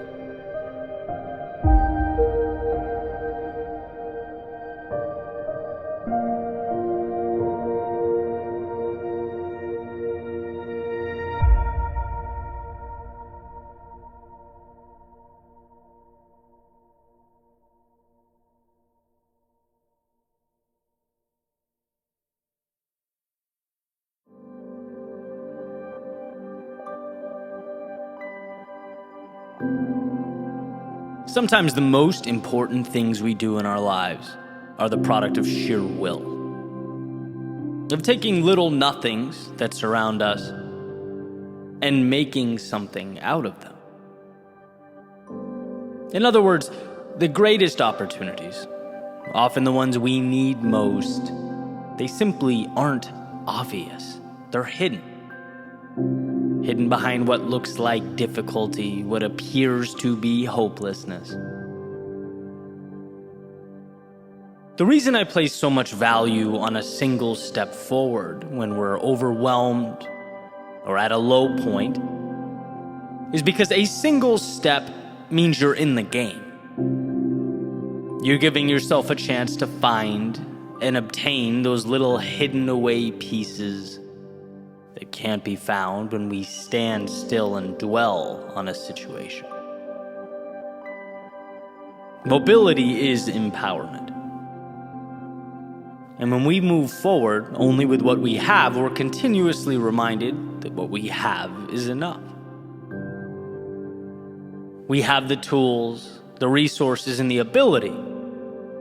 We just have to somehow remind ourselves that with those tools, we are capable of building, of creating the incredible. So, quick story about what I believe is the best song ever written, certainly one of them. And it's a little bit older now, but in 1998, a band called the Goo Goo Dolls released a song called Iris. And that song changed my life. It was the first album I bought. It introduced me to music. I listened to it, probably thousands of times. And even 24 years later, it gives me chills listening to it. And so I wanted to find out a little more about the song, and I came across an interview from Johnny Rzeznik, who is the frontman and songwriter for the band. And in this interview, the interviewer is asking Johnny about the song. Basic questions, how it came out, how he wrote it, and stuff like that. And there's a few points that I think are amazing. I want to share them with you. First is the state he was in prior to writing the song. He just came out of a divorce, personal life sort of in shambles, coming off of a bad record deal where the label from his previous album had done what record labels are notorious for, and ended up keeping the vast majority of the revenue. He had writer's block, just felt down, and had left his home to stay at a hotel in Los Angeles. Right? Bottom line is, it's not a dream scenario by any stretch of the imagination. And then gets a call from his manager about potentially writing a song for the City of Angels soundtrack. And he says he went and sort of auditioned with what he had, which was 2 lines of a song and a guitar with 2 broken strings. It was evidently good enough. He gets a nod from the label and starts writing. And the verses, according to Johnny in the interview, they align perfectly with the movie, right? It's an angel willing to give up anything, even his immortality, to be human so he could be with this girl, right? And it's this deep dive into, what it is to love someone so much that you give up everything for them. And this is the icing on the cake for me, that's when I realized that I wanted to write about this. The interviewer says essentially, okay, Johnny, the verses align with the movie, but the chorus, this revolutionary, big, beautiful, powerful chorus, it seems to take a left turn. Can you explain that to us? What were you thinking? And he just kind of pauses blankly for a second. And I'm thinking, no, don't you dare say what I know you're about to say. And sure enough, he does. He basically shrugs and goes, I don't know, the words just kind of worked. And, I'm paraphrasing, that's not a direct quote, but that's the idea. One of the deepest, most powerful, beautiful songs I've ever heard is Patchwork, right? Even the song title, he says, was named after a country singer on the cover of a magazine laying next to him, Iris. That's patchwork. It's pieces put together, right? And then as I thought about it for a minute, it's of course it is. How perfect, how absolutely perfect. The whole thing is an assembly and construction, a metaphor for the human spirit. Conceived when its author was down and out, right? Taking L after L, called to present an idea, didn't have some crazy budget or equipment to pitch this song. Nope. Moved forward only with what he had in the moment. And that was enough. Then the song, a beautiful depiction of, the movie's theme, combined with elements of real life, his personal situation, what he goes through, maybe even components that mean nothing other than an ability to encapsulate a feeling or an emotion. Words that allowed him to put a bow on all these little pieces himself and get it out the door. And millions of people listened to that song and were changed by it. Not because of what it meant to Johnny, but because it gave them a chance to take it and fit their own worlds and struggles into those same lines. It became a vehicle to inspire others to push forward, to find things in themselves they didn't know were there. This has become one of my favorite metaphors for finding the hero buried deep within yourself. Changing your life, changing your world, changing the world around you, the lives of others. Can truly be, and in fact often is, the result of just moving forward with what you have, right? Realizing that even when the mountain seems too tall to climb, there is a way. We just require that mental shift. Listen to this question, right? Because I used to ask myself all the time, is this possible? Can this be done? Well, then that becomes the question that I focused on. And everything that occurred around me became evidence that would either support or invalidate that possibility. The second I came up against an inevitable barrier, I'd think, maybe this is telling me the answer is no. Right? Life will always be evidence for or against the questions that you choose to ask, which is why it's so important that you're asking the right questions. Because the second you change that question to, look, I know this can be done, but how will I do it? You start looking at life as a puzzle that must be solved. That same obstacle that was once interpreted as a stop sign is now merely an indicator that the path exists, just perhaps somewhere else. You've extended the pursuit. You've given yourself permission to keep looking. And it's because of these self-created expeditions that we find more in ourselves. Things won't always go perfectly, but when you look at those imperfections through the right lens, you see that this isn't about you. It's about that particular door being locked. All you have to do is believe in yourself enough to move to the next one, to continue knocking until you find a door that opens, until you find that bridge to whatever comes next. And that's why I love that story about Iris, why I wanted to share it today. It was crafted during times far from ideal, with resources far from abundant, with words far from perfect or related or self-explanatory. But you end up on the other side with this masterpiece, this song that certainly changed my life and definitely impacted many others. And it's like we have to realize when we're sitting on the edge of the bed, maybe it's not divorce or writer's block, but whatever it is holding you back, that's not the end. It's your reason to keep going, to begin again. You don't have to know how things will be, but you do have to know how they won't be. They won't be like this because you won't let them stay this way. And maybe it's not 2 written lines and a broken guitar. Maybe it's moving forward when your strength is not at a 10 out of 10. When you don't really have that spark. Or you're longing for some resources, some finances, wondering where they'll come from. But pushing forward one little step at a time until things start making sense. And maybe it's not a combining and restructuring of song lyrics, using your personal experiences to fill the gaps on the paper before you. But it's trusting that your own story will ultimately tell itself if you don't put the pen down. That the heroes will rise, the villains will fall, and the adventure will continue on. After all, that's what life is. One giant adventure, testing us, pushing us, and transforming us when we're at our lows, while reminding us during the good times why we're lucky to have been gifted that same adversity we once looked at with contempt. Why we're lucky that when everything's made to be broken, as the lyrics suggest, we get to make something imperfectly beautiful with the pieces.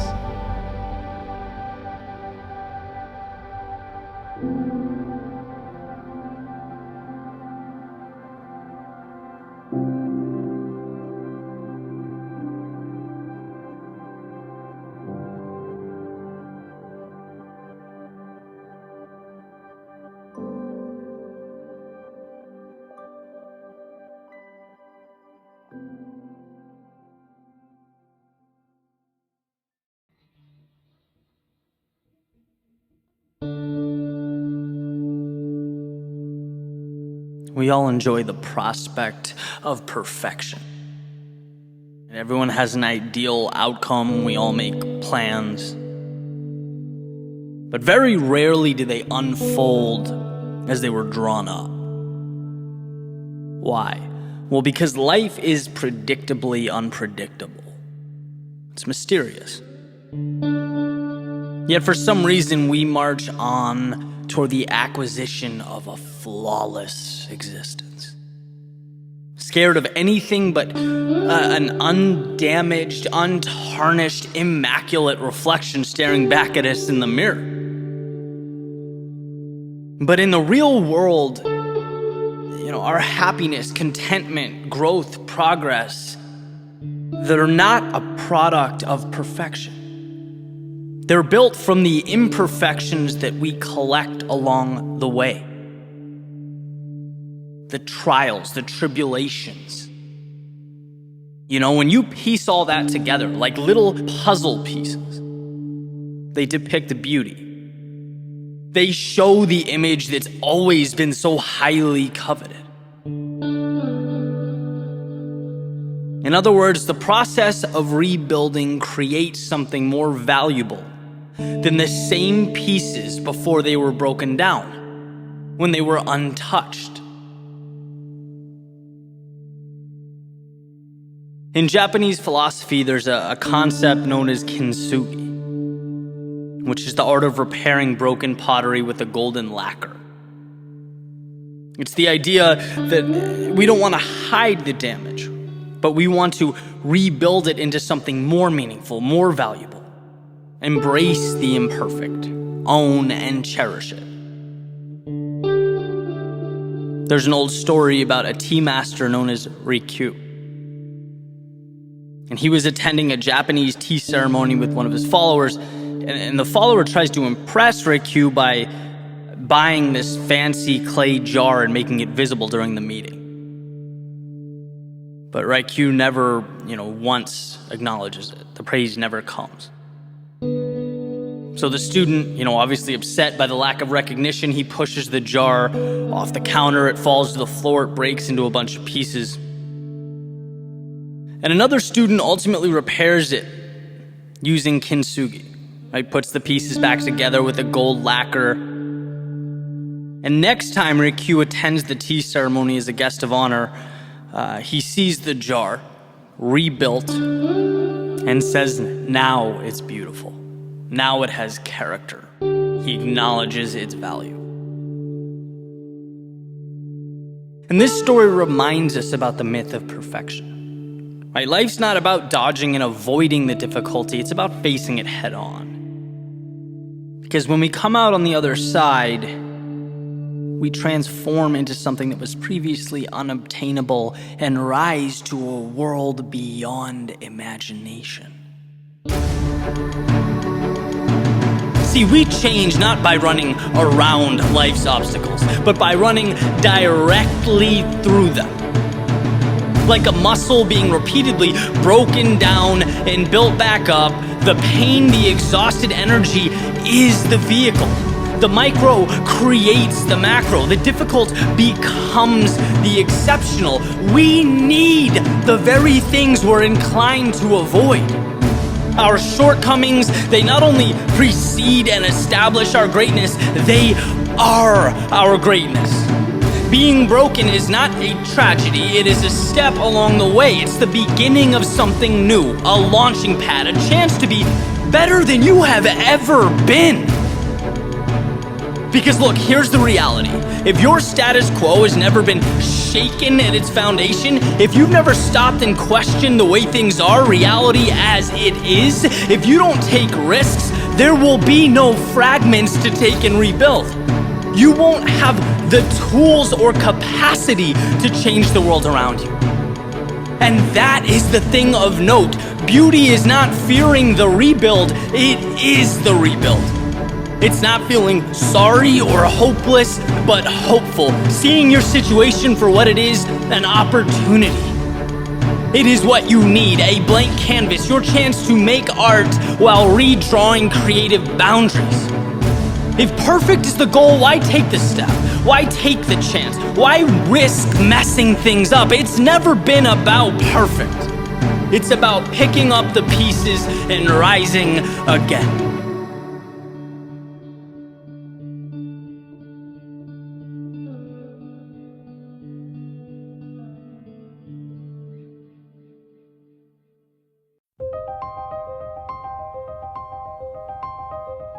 This morning I went down the street to go to this class.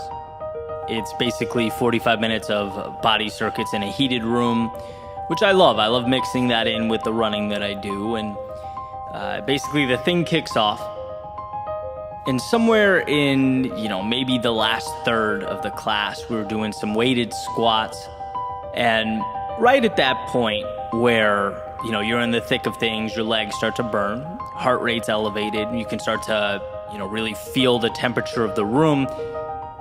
The instructor said something that I thought was absolutely incredible. She goes, and I'm paraphrasing, the discomfort that you feel right now is a privilege. It's a privilege to suffer through this.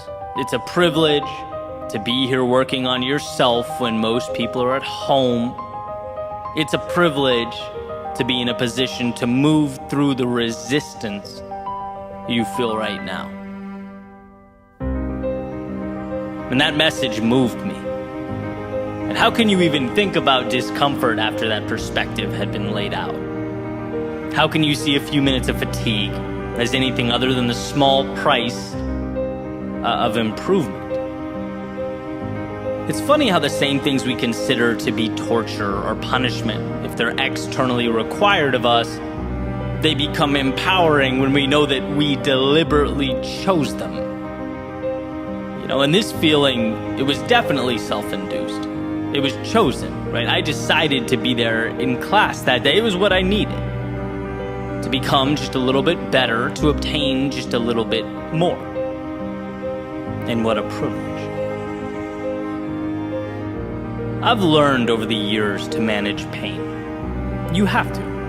You have to immerse yourself in an often less than ideal short term so that you can bring about results of greater magnitude. I've always accepted this. I've always known it to be true. I believe, in my own world, I've sacrificed accordingly. But I don't recall the last time I was overtly thankful for the obstacles in my way. I don't remember the last time I saw my struggle not as a necessary burden, but a gift. As something not thrown at me, but presented to me. Think for a second about the finitude of life. The 1 in 400 trillion odds of being born. A number that I came across somewhere that I certainly can't validate, but I don't think you need to get the point, right? The odds of being here are incredibly slim. Yet somehow we won. We all received winning lottery tickets. Here we are, on a strange planet with options to choose from, paths to decide between, and a giant ticking clock. And given these circumstances, aren't we doing a disservice to ourselves to not at least see what we're capable of? What we can do, build, create, and become? I certainly think so. And what is the cost of that evolution? It's discomfort. It's forging our future by walking through fire. It means intentional hardship. And to not see that as the gateway to life's infinite opportunity is missing the mark. Why shouldn't you feel lucky about yourself transforming in real time? Why shouldn't you feel proud of paying a steeper price for a better view? Why shouldn't you be delighted to unpack the mystery and the adventure contained in life? This isn't something you have to do on your way to point B. This is something you get to do on your journey to become whoever you choose to become. So when the pressures of life press down upon us, test us, perhaps solely acknowledging its utility is insufficient. Maybe it's more. Maybe it's something that should be celebrated, adored. Today was a reminder to be thankful for the body that can endure the turbulence, thankful for the mind that can manage and overcome the chaos. Thankful for the opportunity to be here to begin with, and the freedom to choose the difficult thing. Thank you. Thank you. Thank you for the opportunity to live in such a way that as I place my head on the pillow each and every night,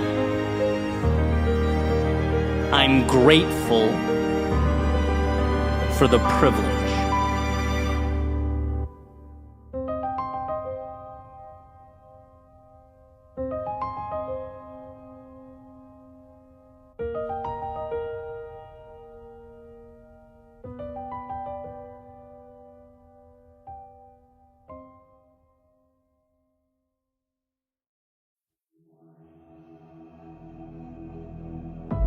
What's the difference between simple and easy?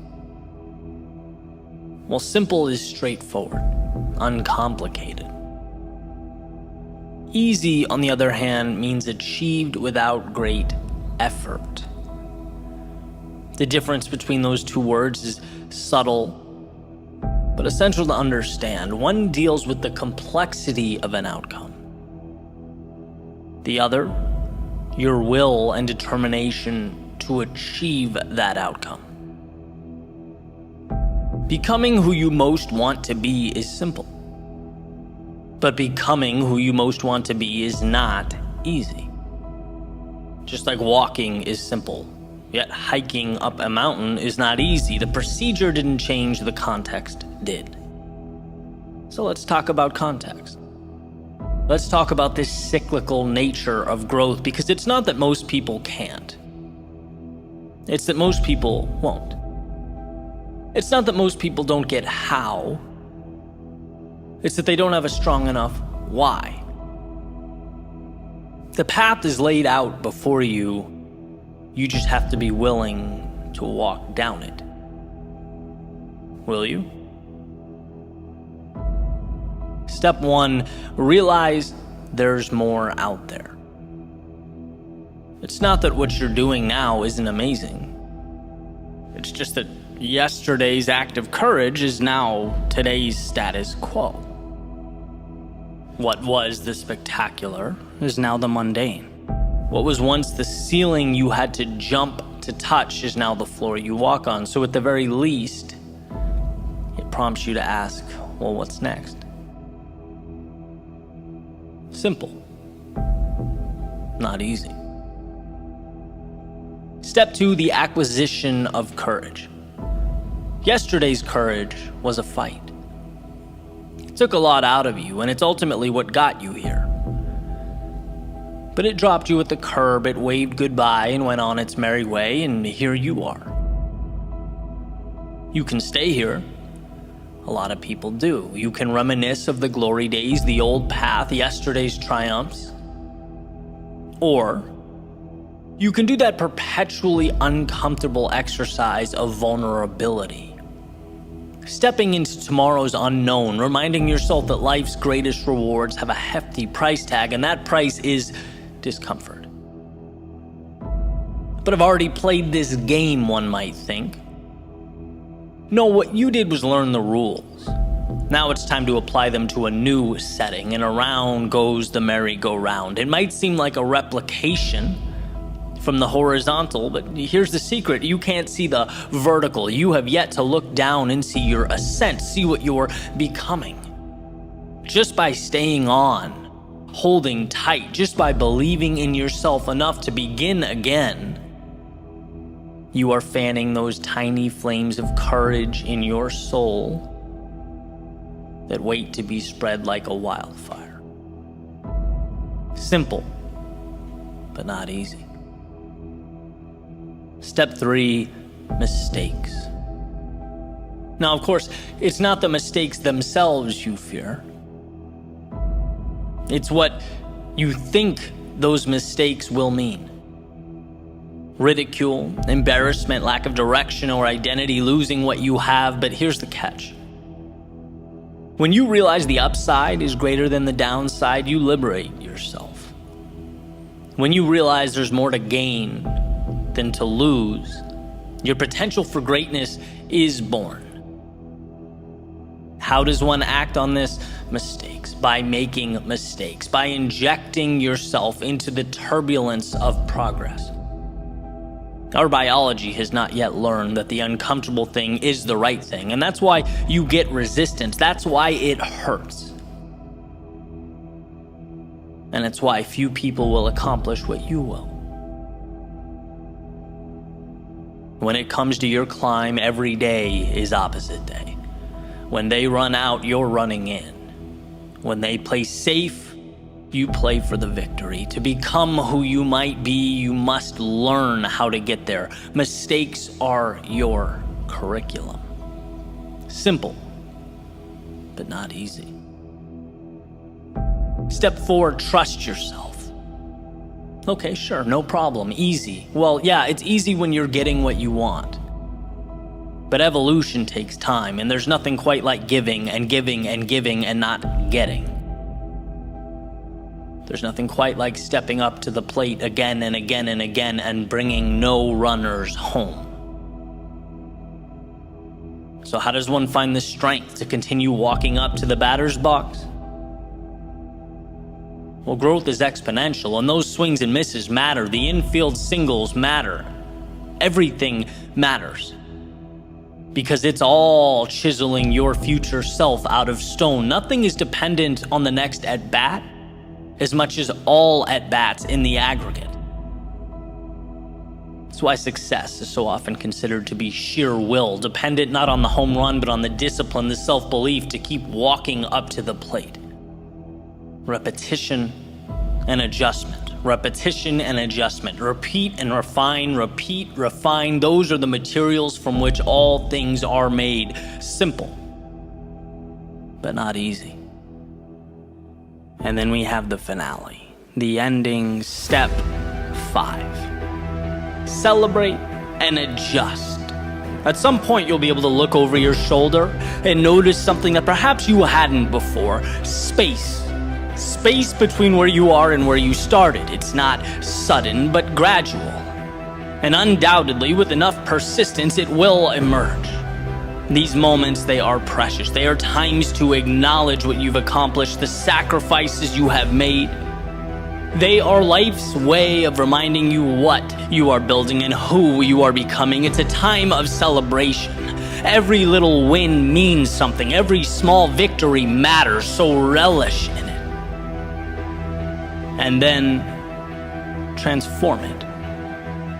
Normalize it. Recognize that that mountaintop is your foundation now. Your starting point has changed, and so have you, which means so have your expectations. With an increase in ability comes an upgrade to what's possible, what's expected. And look at that.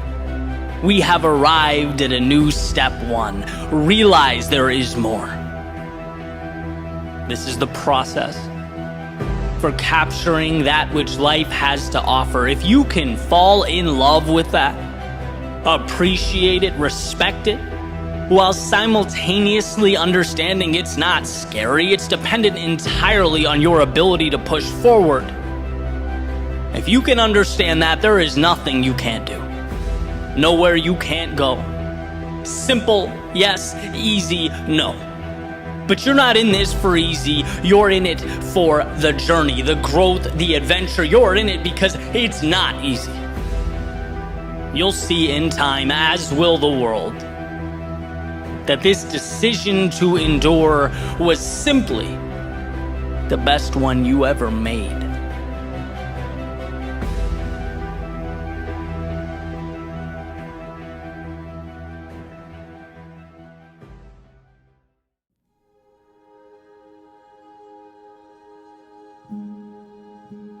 Sometimes I wonder why. Why does this season of life feel like it's one undesirable outcome after another? What happened to the law of averages? When is the win?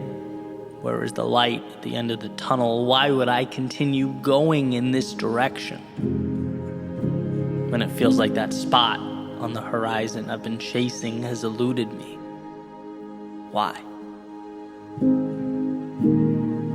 Why are my results not aligning with my output? It's hard to wake up and do this. It takes all of me to give this much. Sometimes I wonder, where is the delayed gratification everyone speaks of? Where's the fruit of my labor, the arm on my shoulder that says this is why it was all worth it? Why hasn't the payoff shown itself? Why? And why does it seem like every curveball materializes at the worst possible time? Why won't my body cooperate now when I need it most? Why does my mind play with the worst case scenarios? Why does an already challenging path have to be more difficult than it is now? How many ways do I have to feel pain? Why does discomfort follow me around? Why won't life let me shake this? Why?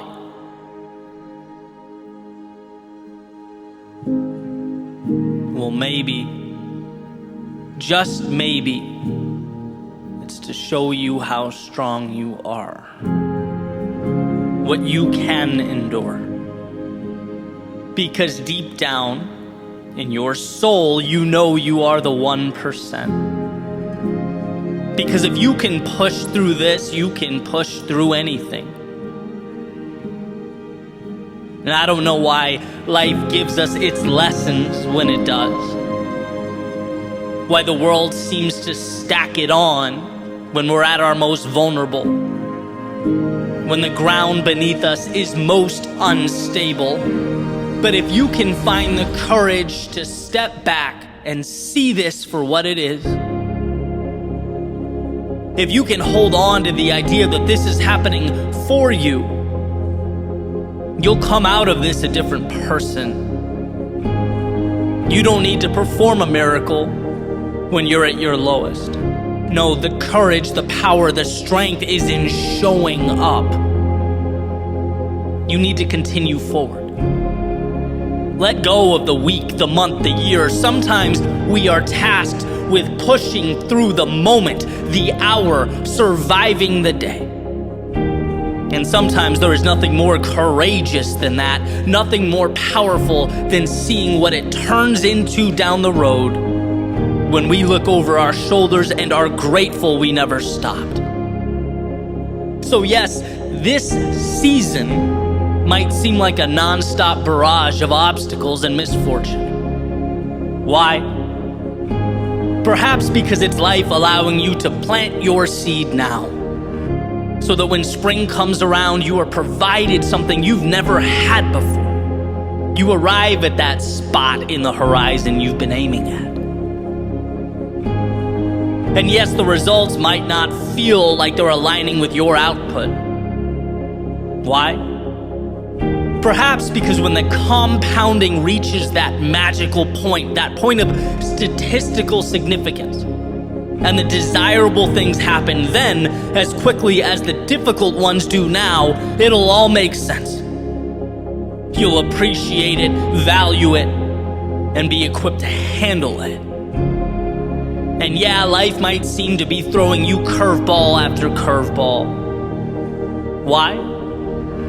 Perhaps because if you can trudge forward now, when your body's tired, while navigating the trials and tribulations of life, when you can bring greatness into existence under duress, just imagine what waits around the corner. Imagine how you'll perceive those seemingly impossible obstacles that slow everyone else down. There'll be nothing more than a cool breeze and a sunny day as you move towards your best self. Look, it's hard to understand when we are in it. It's hard to make sense of the dark and the chaos and the hurt, but find a way to remember, no matter how hard it seems, that this life is happening for you and not to you. This is the seed in the palm of your hand that will mean something that matters. So hold on. Hold on to see that seed begin to rise from the ground. hold on to feel the warmth of the sun. Hold on through the storms of life, they will be why. When you look back years from now, you'll have gotten from life that which was once merely a dream.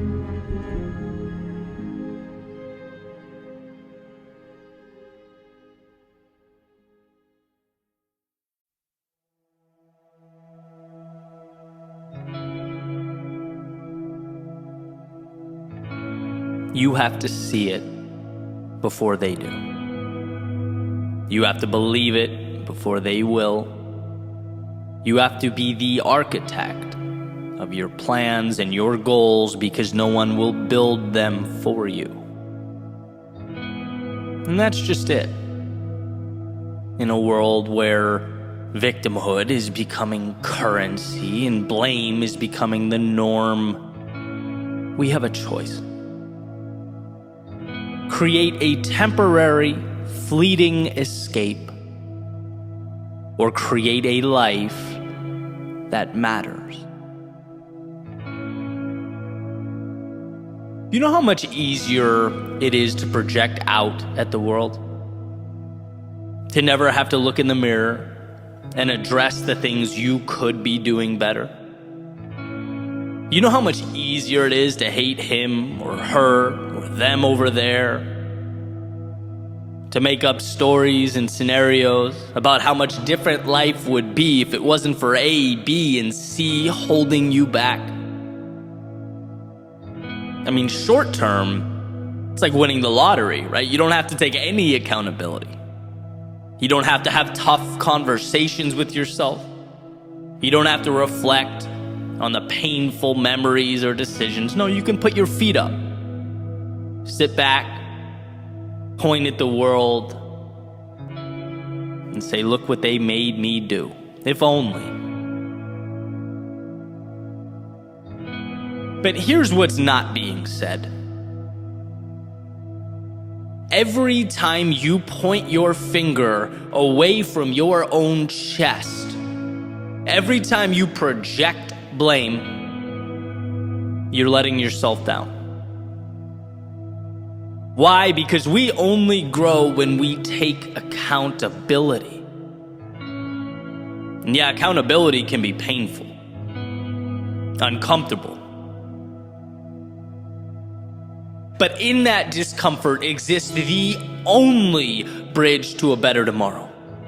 That's it. Right? You go to the gym, you put your muscles through stress, you break them down so that they can be built back up stronger. Personal responsibility cannot be the muscle we refuse to build. There's too much at stake. It can't be the thing you avoid. Why? Because it's what injects meaning into our lives. I'll never forget in the 8th grade, and I bet every single person in that class still to this day remembers, my teacher, Mr. Betancourt, walking up to the front of the classroom. He had his hands in a bowl shape and was holding it up to the ceiling, explaining to us that you can't go through life asking the world to give you its scraps. That if you sit and you wait and you hope and you blame, you will lose. That's the recipe for bitterness and resentment. Think of it like a fork in the road, right, where our two options are vastly different. You go left at the fork, and you enter a world of escapism, refusing to confront your problems, finding reasons you can't do that which you know you need to do, hating others, those who have built, grown, or created themselves. Or you go right at the fork. You learn to do the hard thing, to humble yourself, to take control of your life and your world, When things aren't the way you want them to be, you look around and you immediately ask, things outside of my control may have brought me here, but what can I do to fix it?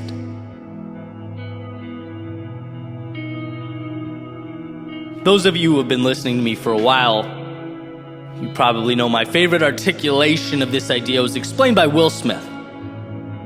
Basically, he said, look, you can't control where you start. And how true that is, right? Life's not fair. Some people are born into more resources and opportunity. Some people find themselves in social situations that aren't ideal, and that list can go on and on and on, right? Human beings are all different, so there will always be discrepancy. But, and this is Will Smith's point, where you go from here will always be your responsibility. What happens next is all you. You choose whether to complain, shake your fist at the sky, and blame the world around you, or pick the pieces up and move forward. And like I said a minute ago, don't be fooled by the temptation to latch on to that fleeting moment of relief, of running from accountability. The only way to win in the long run is to face your demons. It's that whole saying, when you're riding shotgun, you can dispute the route all you want, but ultimately, it's the driver who's in control. When will you take the wheel in your own life? And sure, the stakes become higher, right? Now it's on you. Now you can get lost. Now you're responsible for the maintenance. Now if you don't end up at the right place, or I don't know, you're late to a destination, it's your fault. But now you can also be the one overseeing the journey. Now it's yours, and that's power. And as our world becomes more and more one of escapism, it's becoming more prevalent, easier to avoid or not fix something, but tweet about it. How easy it is to not confront our problems, but rather open Instagram, Facebook, TikTok, and mindlessly scroll. How easy it is to leave that message unread and go about our lives, because that's easier than saying what needs to be said. Strength is being the one amidst all this escapism and avoidance to confront what must be confronted. Whether it's an interaction with someone else or that hard conversation with yourself, a personal change that must take place. Life is such a gift, it's such an opportunity. But we have to move through it with our eyes open. We have to see things that matter and gravitate towards truths that will shape us. Like Mr. B said over 20 years ago now, we can't ever fall into the mentality of holding our hands up to the sky and asking life to give us anything. We can't only point at ourselves when things go the way we want them to go. No, let's be about accountability, empowerment, understanding that if I don't like what's around me, the transformation starts now, and it starts with me. I wasn't perfect, I never will be, but I can learn, I can evolve, and most importantly, I have everything I need to make that happen. It's all awareness. Right? The victimhood idea is a wolf in sheep's clothing, and I know that may seem harsh, maybe even lacking empathy. But dropping that narrative was truly the best thing I've done in my life, and I know countless others who would say the same. You can't be both a perpetual victim and be in control. No, life is tough. It knocks us down, and at times it brings us to our knees. But this is a reminder that you cannot stay there. It's a reminder that those who contributed to the situation are now minor detail and background noise. It's a reminder that the path forward is about you. It's about you pushing all that aside and asking yourself, what's required to move in the direction that I most want to go? Because you are that powerful. You are strong enough to make that move. And there will be a point where you look around you and the circumstances have changed. The people are different. The environment is different. You're different. And you'll smile at yourself knowing it's not because of what the world provided. It's not because of what anyone gave you. It's not because of what people out there did or didn't do. No, it's because when you were at your lowest, when life was presenting curveball after curveball, when you looked around and maybe even thought to yourself, there's no way forward here,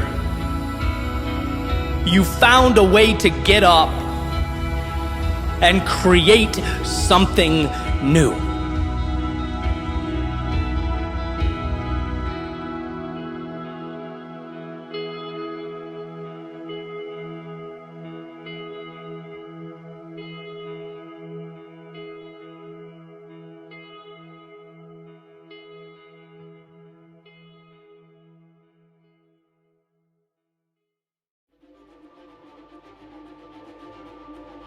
To life's adversity, thank you.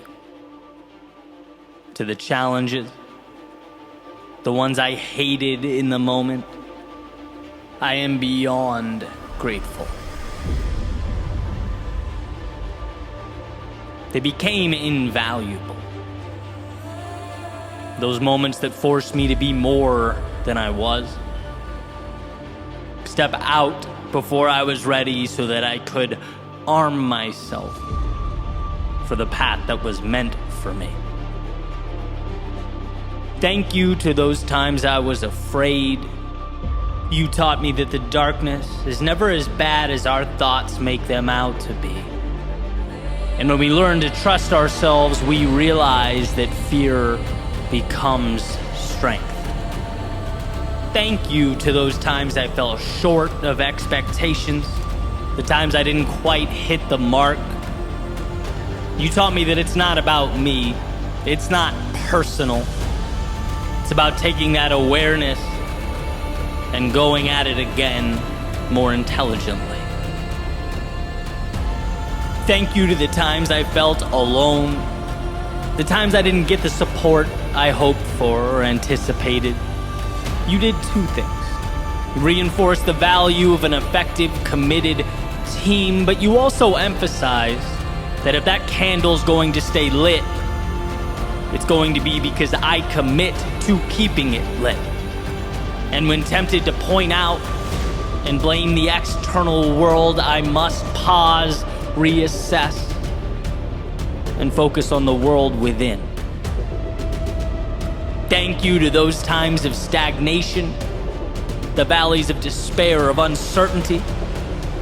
You reminded me that momentum has to be manufactured, and the answers we need are never big or complex. They are small and they are simple. We are always one step away from getting back on track. Thank you to the unexpected setbacks, the from out of nowhere obstacles. You taught me that the trials and the tribulations, they are not the exception, they are the rule. That success isn't running from them, but learning to deal with them. There's a saying that life is 10% what happens to us and 90% how we react to it. Thanks for showing me to allocate my energy to the reaction. Thanks for the times I looked around and couldn't find a conceivable way, the times things seemed helpless and hopeless. You taught me that even in our darkest moments, there is an answer, that I am capable, I am strong enough. And who would have thought that all these things, all these situations I would have loved to run away from were a gift more valuable than any other? Who would have thought that predictability and comfort were wolves in sheep's clothing? That danger is never the obstacle. It's in thinking you've been slighted by life when the obstacle arrives. In reality, every setback is a chance to be more, to step into that future self, to live life. It is from our struggle that we acquire our strength. From our pain, we find just how far we can go. So to these challenges that made me who I am, thank you for the insight, the lessons, and the evolution. Thank you for showing me what no success could ever have shown.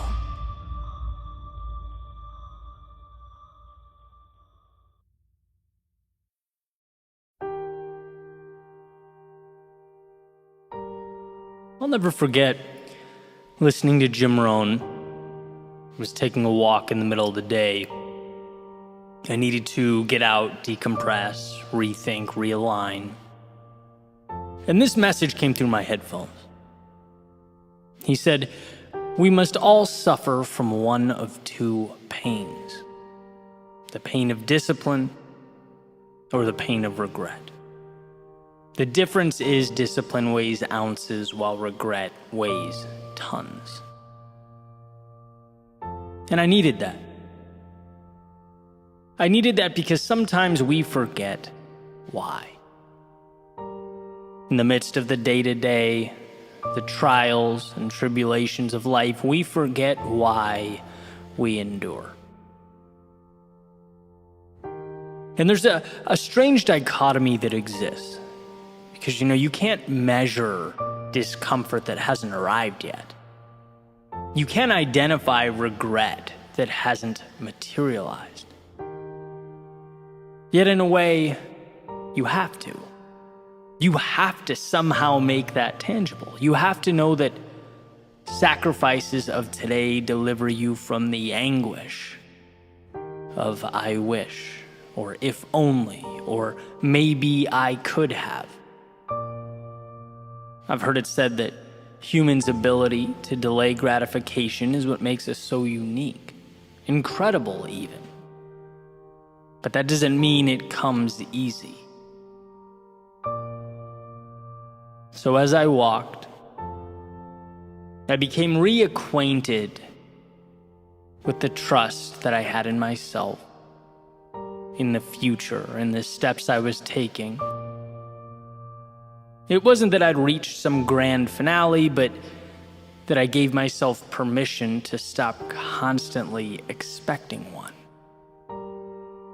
Worrying when things didn't go as planned, feeling disgusted with myself when I fell short. This is, after all, part of a process. And if one stays the course, builds a foundation of discipline to guide them towards what they believe in, things will evolve. We feel uncertain because new things don't have a precedent, at least not a personal one. And that feeling of, I wish I knew or had some predictability, it's real, it's common. But if minimizing regret is what means the most, then it also means that we must have the discipline to walk steadfast into the unpredictability of tomorrow. A long-term, sustained discipline. In one of my favorite interviews, Bronnie Ware, who wrote the top 5 regrets of the dying, was talking about surrender and how she mentioned in her book, letting go. And I asked her, can you explain that? What's the angle? Because the way I look at life, there's always something you can do. You can always improve your situation somehow. And she basically said, it's not about what you can control, what you can do. It's about putting yourself in position to live the life you want to live, and then letting go of that which you cannot control. It's about not worrying over external forces as you walk your path, because all you can do in life is walk your path. And that became the marker, or the question, am I walking my path? Right, and I look at it like this. First, a vision gives you direction. purpose, keeps you excited, injects meaning into life. Second, discipline keeps you moving, becomes the tiny steps that transport you through your pursuit of meaning. And third, trust in the process. That you are here to give everything you have to give, and then the rest, as Bronnie says, must be surrendered. But the reason I bring this up is because all of it fits together like a puzzle, like 3 pillars of a Parthenon. And when people reach out to me all the time, they're upset that they're not as disciplined as they'd like to be. And they're listening to the speeches, they're watching the videos, they're absorbing the content, trying to improve. But nothing seems to get the engine going. And I'm wondering, what is your North Star? What are you aiming for? Because as far as I'm concerned, it's impossible to be disciplined if you don't have a reason. You know, when Jim Rohn states that the pain is in ounces now, well, there's an implicit compared to what being asked, right? Compared to that top of the mountain that you'd presumably miss out on. So if the mountaintop's not defined, you're on a fool's errand. That's why I had so much trouble with my old career, for example. It's hard to be disciplined. There's no buy-in on the purpose. Using my previous metaphor, it's little steps, sure, but towards what?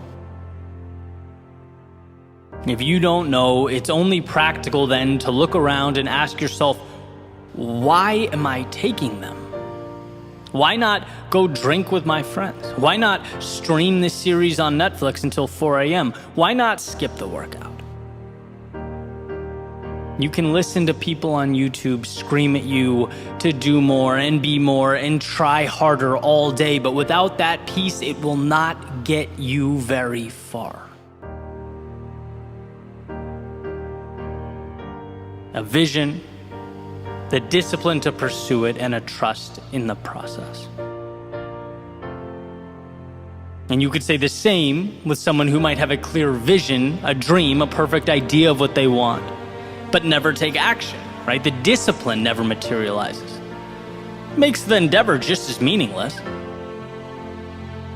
Things don't change until you take that big picture, that vision, and you break it down into little things you can do every day. That's it. And isn't that amazing? The greatest, most influential people, from the friends and family that inspire us, to the greatest athletes and entertainers, to our greatest thinkers, creators, world leaders, all they do is a handful of things consistently every day in the direction of something that is meaningful to them. A process that has been talked about since the beginning of time. The compound effect, as Darren Hardy calls it. That breakthrough was huge for me. The realization that I don't need to leap any mountain. I just need to ascend one tiny rock at a time. And that is not a superhuman ability. That is a single decision. So here the question isn't, can you be more disciplined? Of course you can. The question is, which few things are most meaningful to you? Which will you be focusing on every day so that they expand and inject value into you and the world? And then, lastly, there is trust. Sometimes the most difficult. Seeing the unseen. Maintaining confidence in that which is unknown. An incredibly challenging expectation in an instantaneous world, a world where things are immediate, feedback is immediate, Messages are sent across the planet instantaneously. Goods and services arrive within hours. We have forgotten patience because it is disintegrating before our very eyes.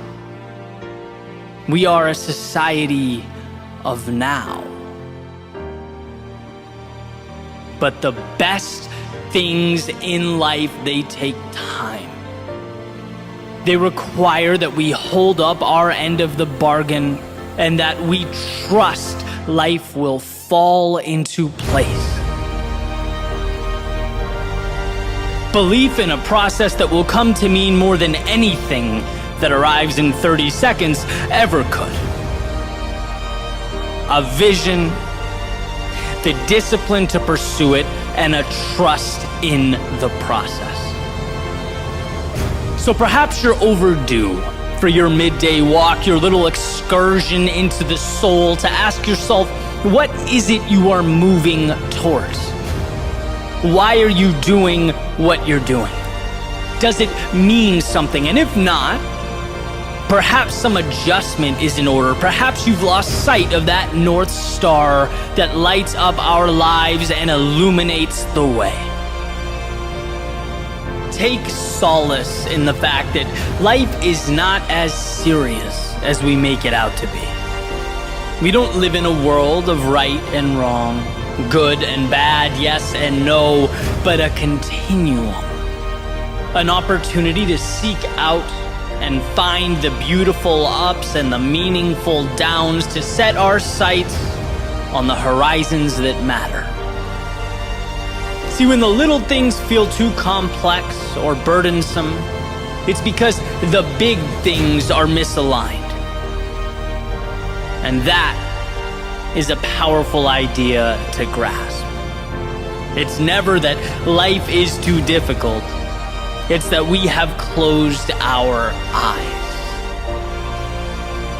So don't be fooled by those selling you reality as some problem, some obligation that must be dealt with. No, today is the greatest gift of your lifetime. And the same will be true every day moving forward. And to echo Jim Rohn, absolutely it is a gift comprised of sacrifice, discomfort along the way. But that's a small price to pay for entry to the show, for the ability to embrace the mystery and embark upon the adventure. When you're pointed to the right North Star, well, the road, it feels less treacherous on your feet. The hills less strenuous on your legs. What we often deem to be a lack of preparedness, ability, strength, well, might just be a lack of alignment. So adjust. Because this world, flexible and limitless, invites you to do just that. It invites you to explore until you've uncovered your vision, to pursue it like nothing else matters, to sidestep the obstacles, invert the setbacks, and lastly, to find hope when there appears to be none. To set your sails, walk your path, run your race, and surrender to that which is beyond your control. And you'll find that with a vision, with discipline, with trust in the process, there is no situation or circumstance outside the scope of what's possible for you.